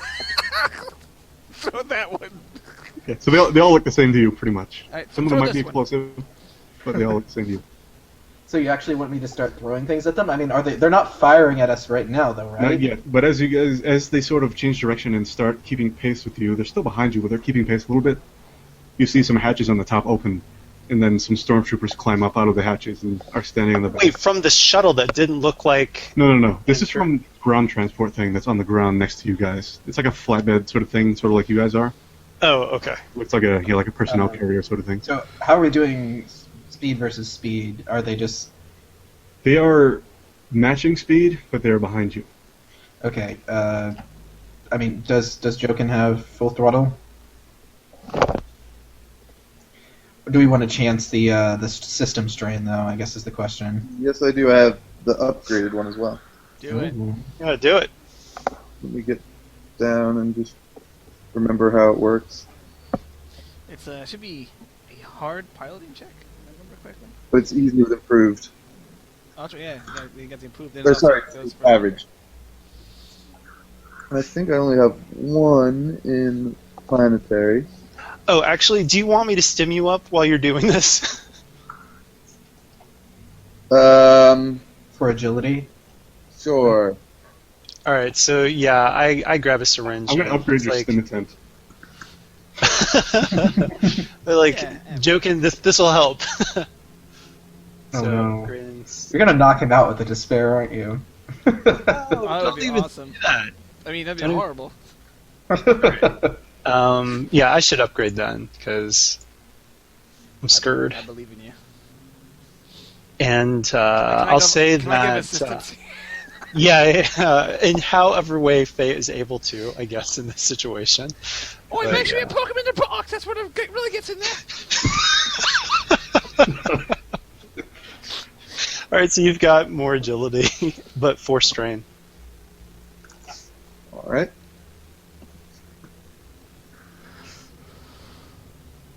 Full throttle. Improved. Whoa! Does the degree of success matter for that one? I'm checking. I don't think it does, but No, but I mean, that's Jokin being an awesome pilot right there. All right, yeah, so you guys kick out ahead. You're gaining a little more distance on them, but they're obviously still following. And like I said, there's some stormtroopers that have now climbed up out of these hatches, and it looks like there's a retractable turret that's come up out of the top too. Yeah, I'm going to throw something at the turret. Yeah. So we'll enter initiative then. And the way we're going to do this is I'm going to have like modified chase rules, I guess, sort of, even though chase usually is like something that's outside of combat. But essentially the first person acting on each round is always going to be Jokin and then the other pilot. And then sort of the results of their piloting checks will sort of determine the circumstances of each round, like what's happening. And then everything else will be just standard combat. So everyone can do initiative. Oh, And are come there on. actually bodies that we can shoot at? Yeah, I mean, the stormtroopers coming out of the top, they're like standing on the back of this flatbed thing, like Okay. ready to engage you guys. Nothing I got is shooting it past freaking medium. So Really? Like, four vigilance, and I get nothing but advantage. Oh. oh, I'm on those days. Initiative. I got 1 point something.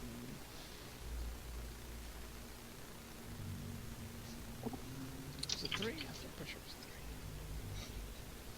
2 of my greens rolled blanked. 3. Saber's supposed to be the vigilant one, too. getting lazy. And what range are they from us? They'll be starting at medium. Okay. Oh. Yeah. Oh, that's not good. And the other one is Wait, even with our increased speed, they're at medium range? Yeah, I mean, you guys passed right by them, so this is like you guys Got passing it. and then them like gearing in the. Oh, I see. So they were already on the ground. Yeah, they were like coming towards you, and they were like, "Those are the guys we're after," and then you guys kind of went right past them, so they like changed direction to chase you. Do we have any cool chase music, GM man? And what kind of vehicle? Look at some. I'm sorry. It's like this sort of flat. It looks like a sort of flat personnel carrier with like space on the back where these stormtroopers have sort of climbed up. It looks like it's kind of a platform thing. So Ben, which of the people are each of those roles? I was gonna put him in 1 second. Oh, okay. But he's the assistant GM. You're supposed to let him assist. Sorry. I don't know. I'm having a day. All right.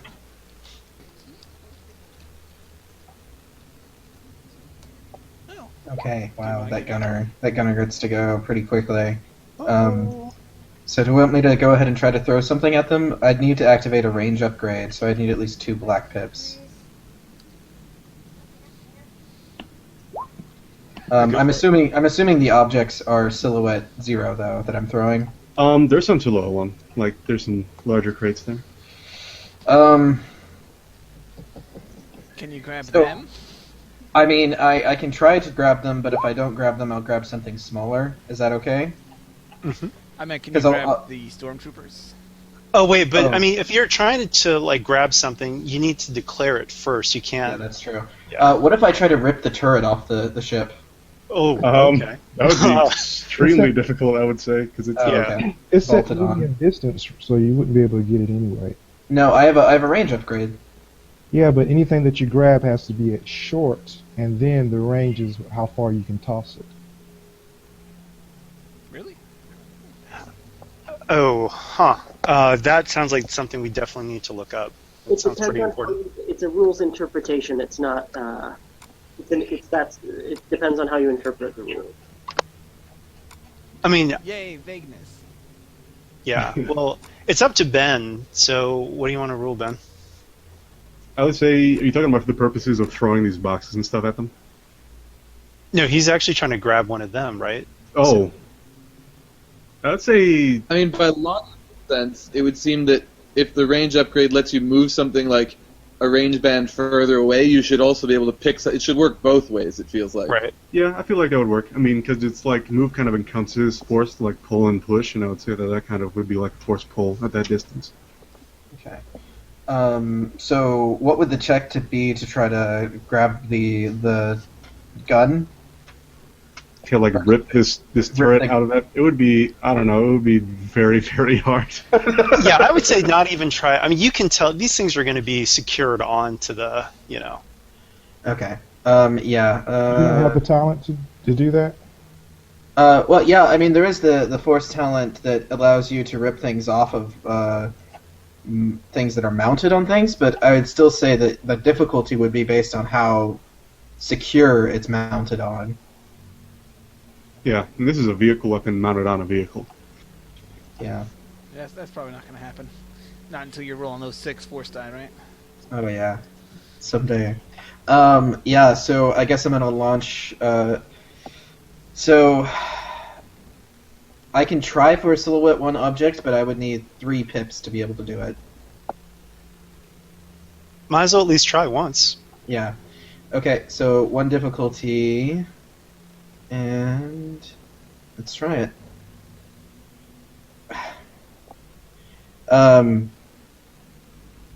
Oh, and Okay. you have to do the dark side one, so. Yeah. So it doesn't look like I can do it. Okay, yeah.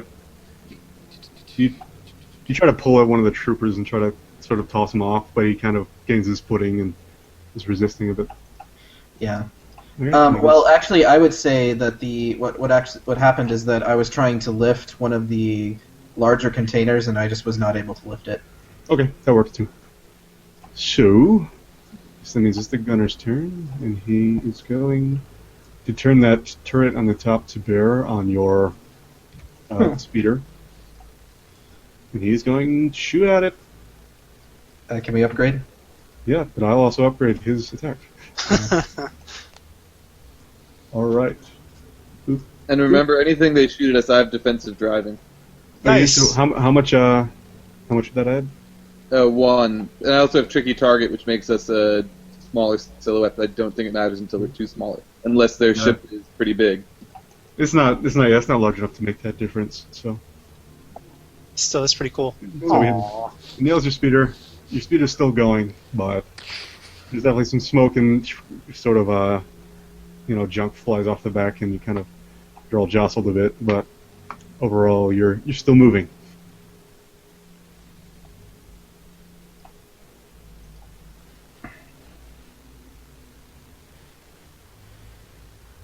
All right. Squad 2? Squad 2, all right. So the stormtroopers that have climbed up on the top are gonna sort of take positions along the edge of the platform and start engaging you guys on the back of your speeder. But I thought the two pilots were going first. Oh well, it would have been at the start of the round, and we're saying that you're using your full throttle to go ahead. I was just gonna say that was the start, but I guess we could do that. Okay, all I was going to say is that I can do that as a maneuver, so I could have done something else as well. Okay, so we'll do that roll now then.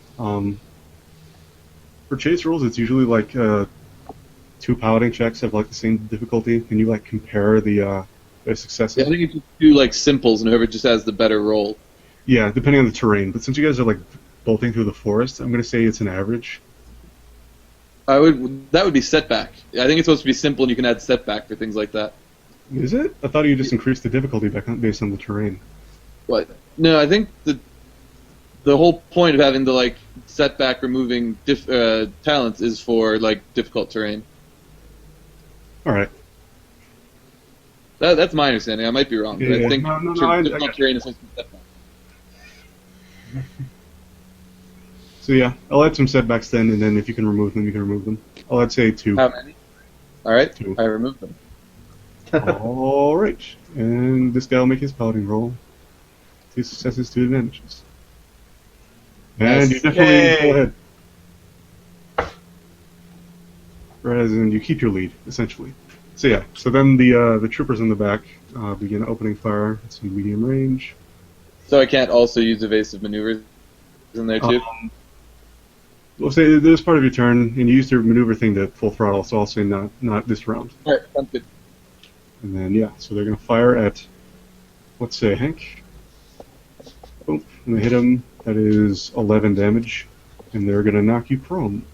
Hold on a sec, because I have a couple of defense. Oh, yeah. You still had your... No, someone used sense earlier. So I have my... it'll be upgraded twice. Yep. For starters, and then I have the riot shield and my armor, so that would give it... Yeah, I'm just going to reroll that then. So that'll be 3 setbacks. A couple questions and points here. Shooting at someone on our speeder should apply the speeder's defense, right? That makes sense, I think. Should it? Technically, I don't think so, but I think it would add some setback because you're trying to shoot on someone on a moving object. Yeah, you guys are also both moving at relative speed. Because the defense on the speeder is abstracted as not just its speed, but armor and shielding capability. Well, I'm saying I assume it has no shields, but the whole reason we have it now is from my defensive driving talent. Right, but what I'm saying is that. Well, yeah, that is giving a setback. Yeah. Okay.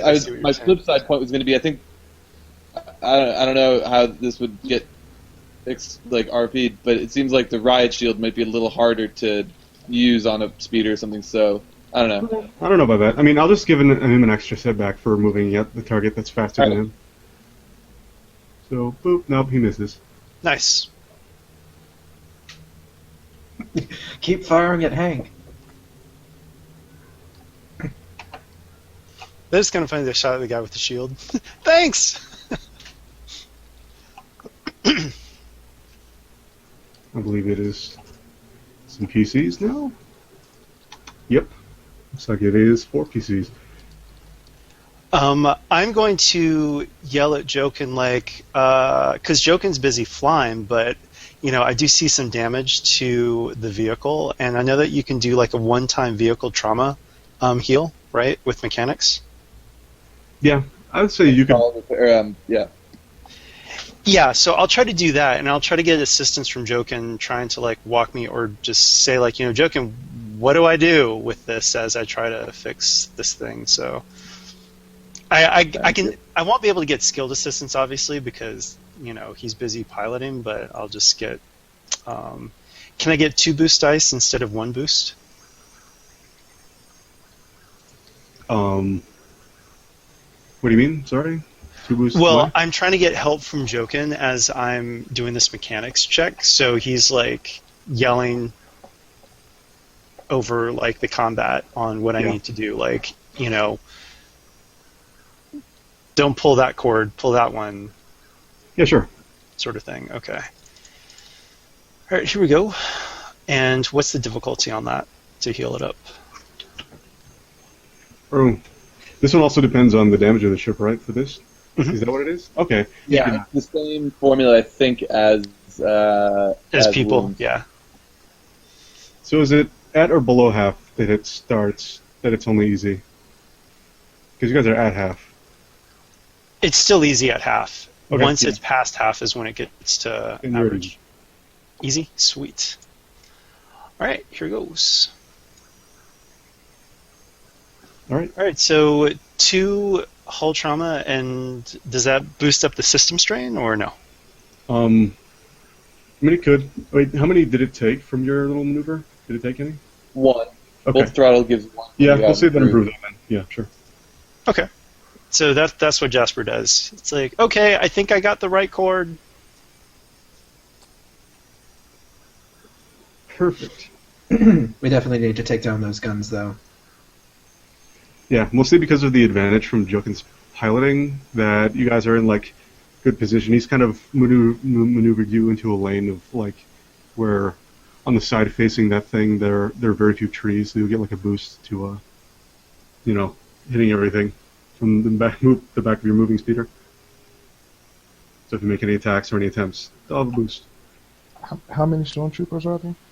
There are about like 6 of them standing up there. 2 groups. And then the one on the gun. And Yeah, we're still, we really need that gun taken down, though. And we're still at medium range, right? Yeah.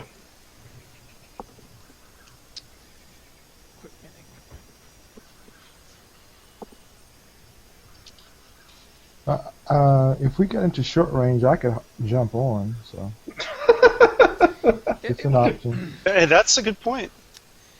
Would there be... So would there be any way of interfering with the gun systems from the outside? Like, I don't know. I know you can slice starships, but I don't know.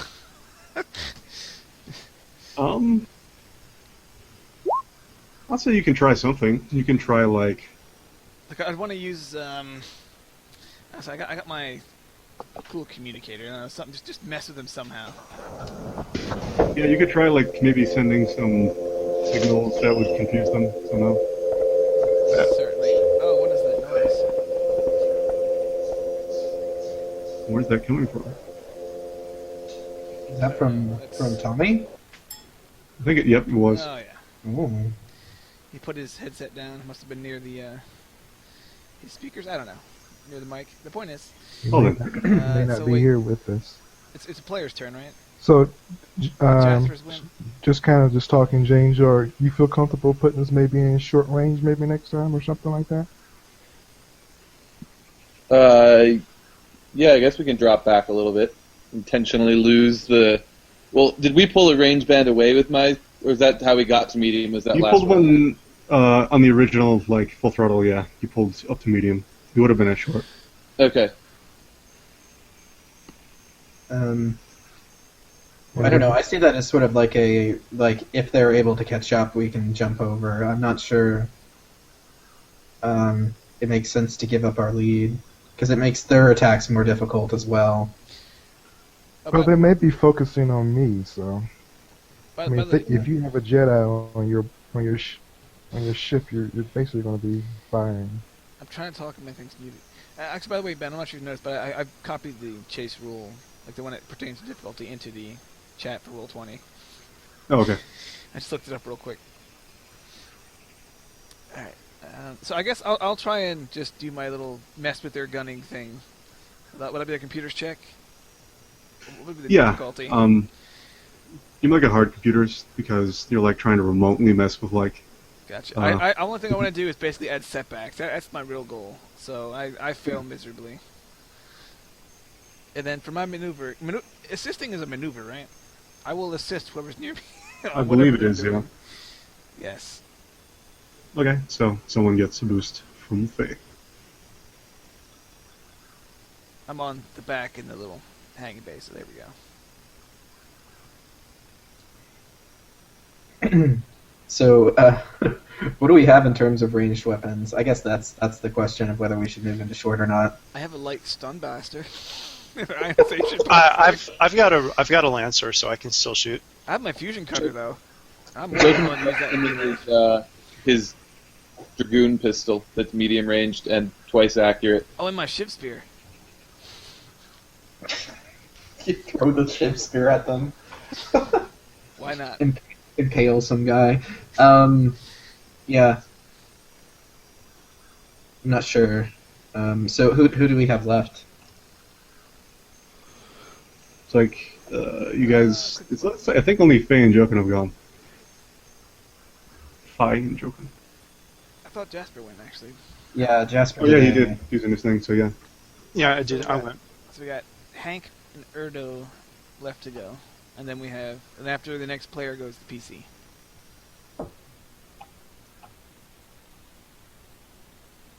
Yeah, I've actually been thinking about a new way of doing initiative.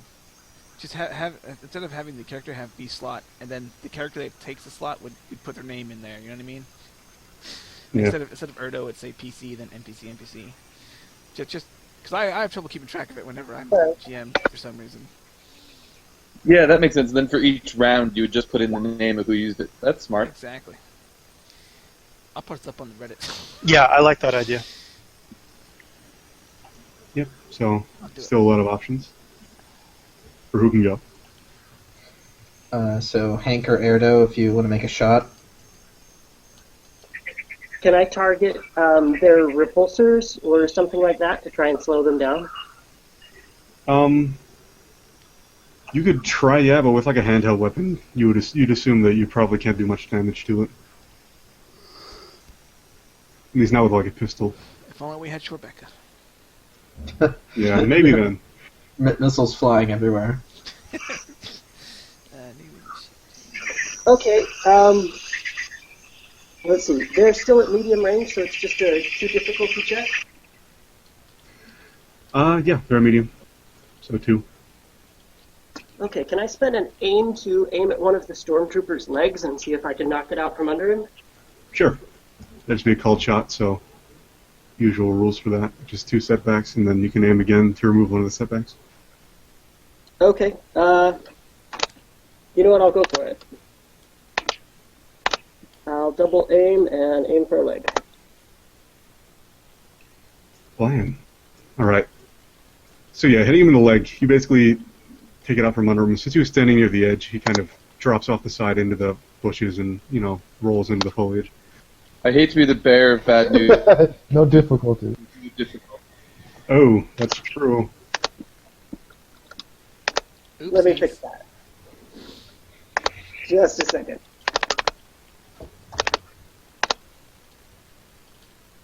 Alright, it still happens, so that's fine. Nice.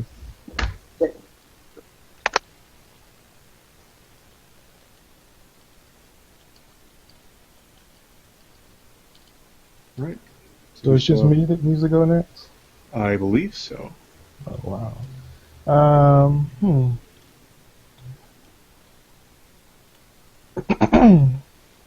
I guess. I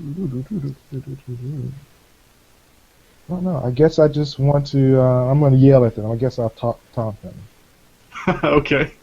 Yeah, something like, "You rust buckets, y'all couldn't hit me if I was standing still." Alright, I don't even know if I should make you roll for that.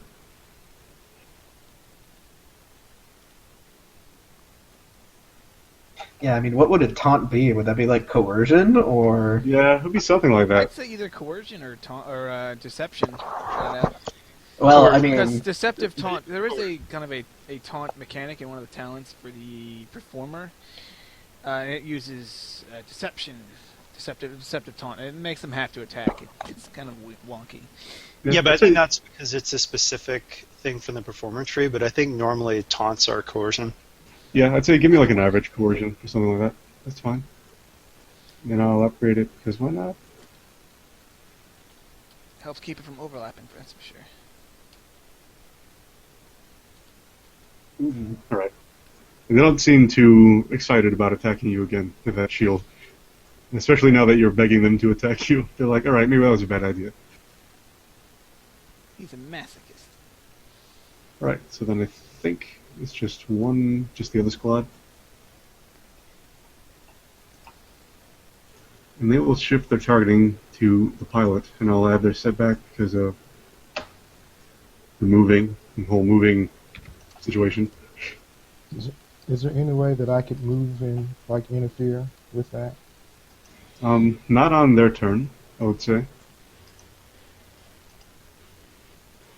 Aim and fire. Oop, on the hit. Alright, that'll be 12 damage. doesn't Jokin have some additional defenses though? Oh, he does, doesn't he? How much do you have? Personally, or Yeah, how much armor do you have? 1?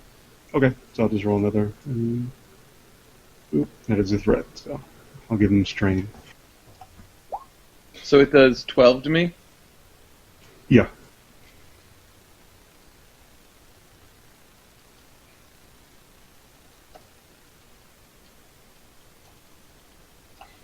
Yeah, she attempted to hack them a bit, but it didn't work too well.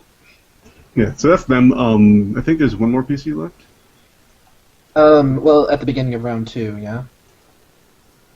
Oh, okay. Yeah, I guess we did something else with that. Alright, so next round begins and we'll do the piloting thing again. So it'll again be 2 setbacks, and you make your raw piloting against those 2 setbacks. So let's go. I'm gonna upgrade theirs because Whoa. let's just do it. Off of just the 1 proficiency. Yeah. Oh, no, they definitely are struggling. So you can Jokin can kind of trick this however he wants. He kind of sees that he has definitely the upper hand here in terms of pretty much everything. So he can kind of position the speeder and match speed however he chooses. Would it be possible to... Because not only they didn't even succeed their roll. Would it be possible to say, with the Triumph, we've lost them in the trees? Yeah, you could say that they've been going. They've been like mowing over some small trees that have been like crumpling under the repulsors and just they've been just powering through them because they have a larger, more robust vehicle. But eventually they hit one that's like a little too large, and they just hit it, and it just jumps back and stops, and like all the troopers in the back sort of collapse forward and fall on their faces. Because at this point we should be out at like long range. Yeah, with so the you guys are Triumph. well ahead. Yeah.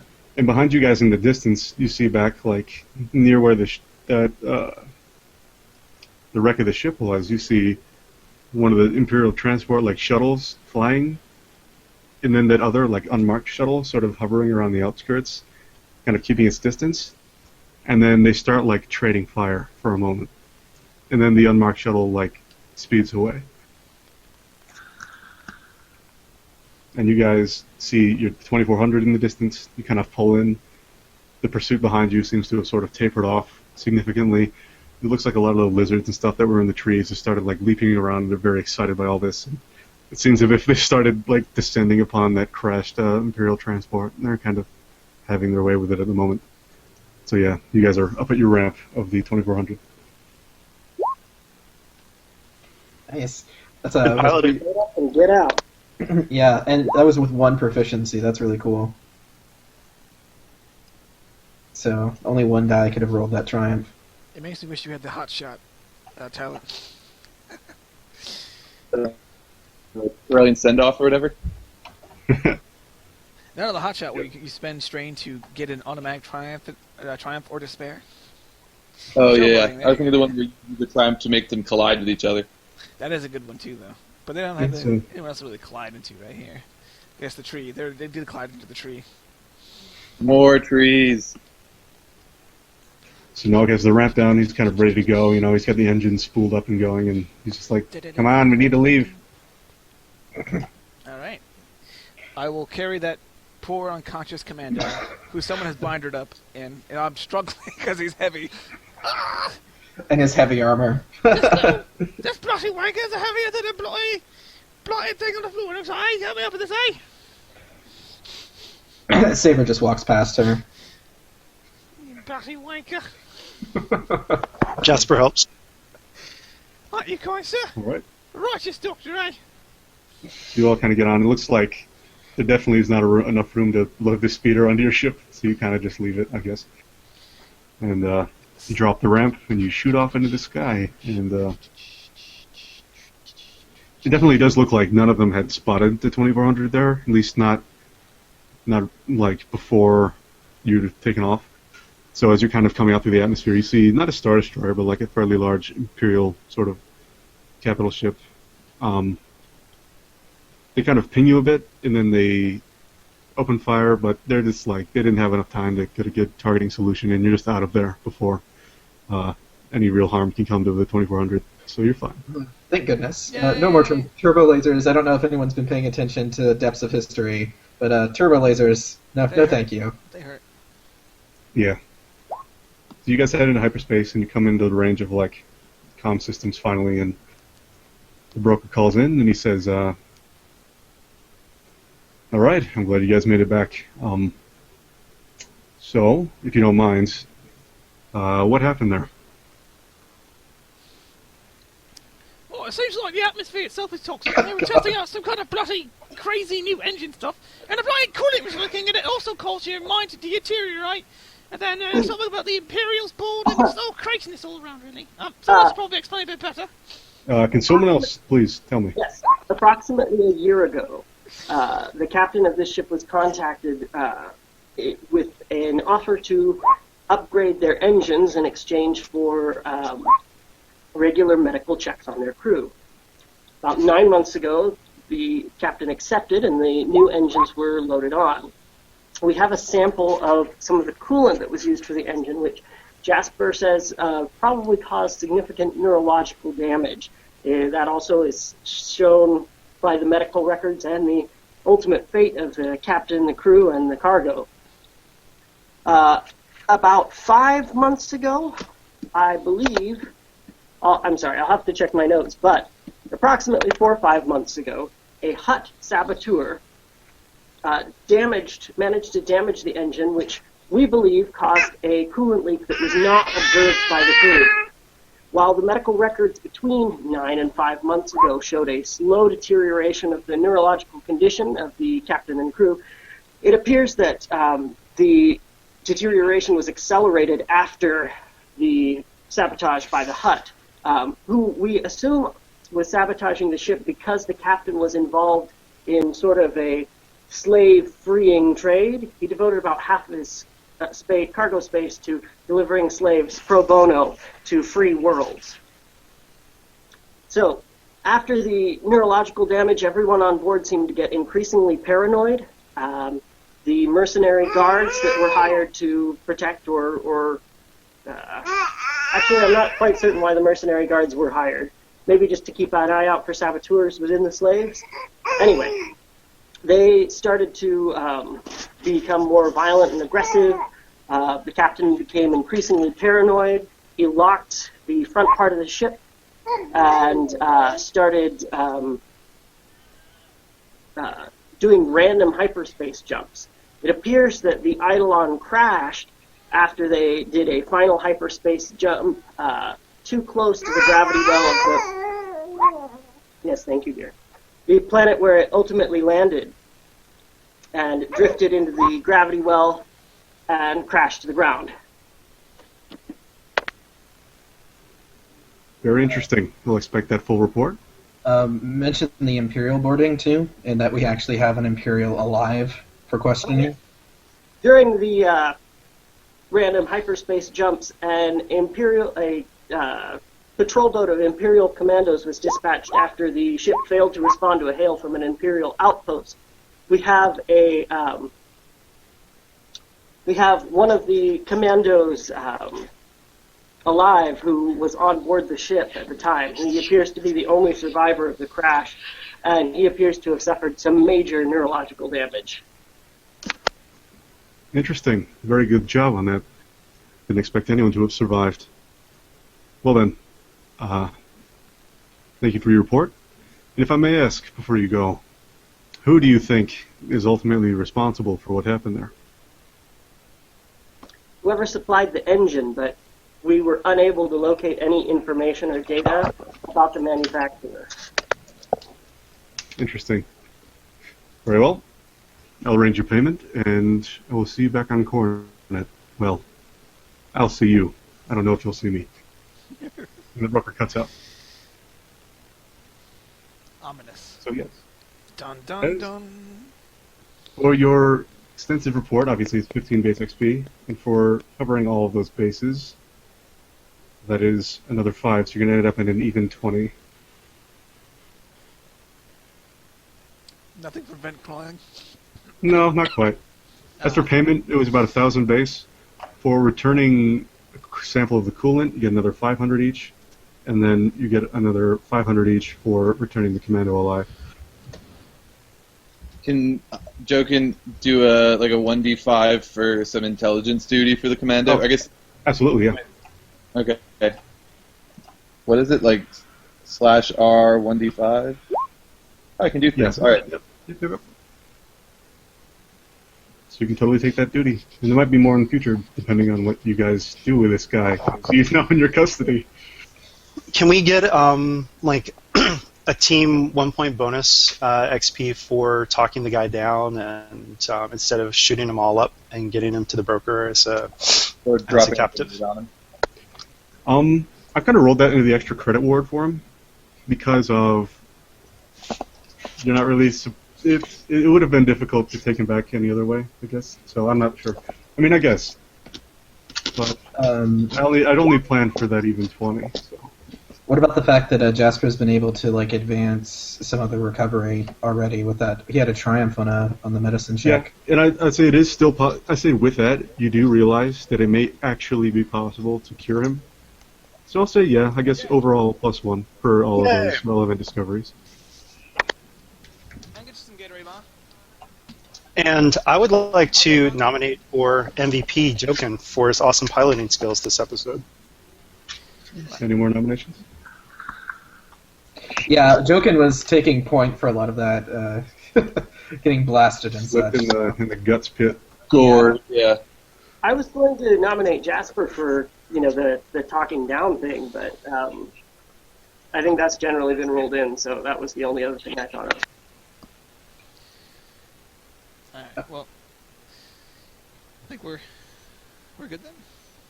Yeah. I think that's everything. We have MVP, and then I think Erdo did all the recording, so you get the mission report bonus. And then we have, I think, Kyle, who was GM assistant? That wasn't me. Oh, wasn't you? No, Who's no. Jokin? That was Okay, yeah. Oh, yeah, okay. Man. For some reason I remembered Kyle taking it, but he didn't. Okay, got it. No, anyway. Alright, well, I'm gonna end the recording here. Say bye, everybody. Bye, everyone. Thanks for listening. And farewell.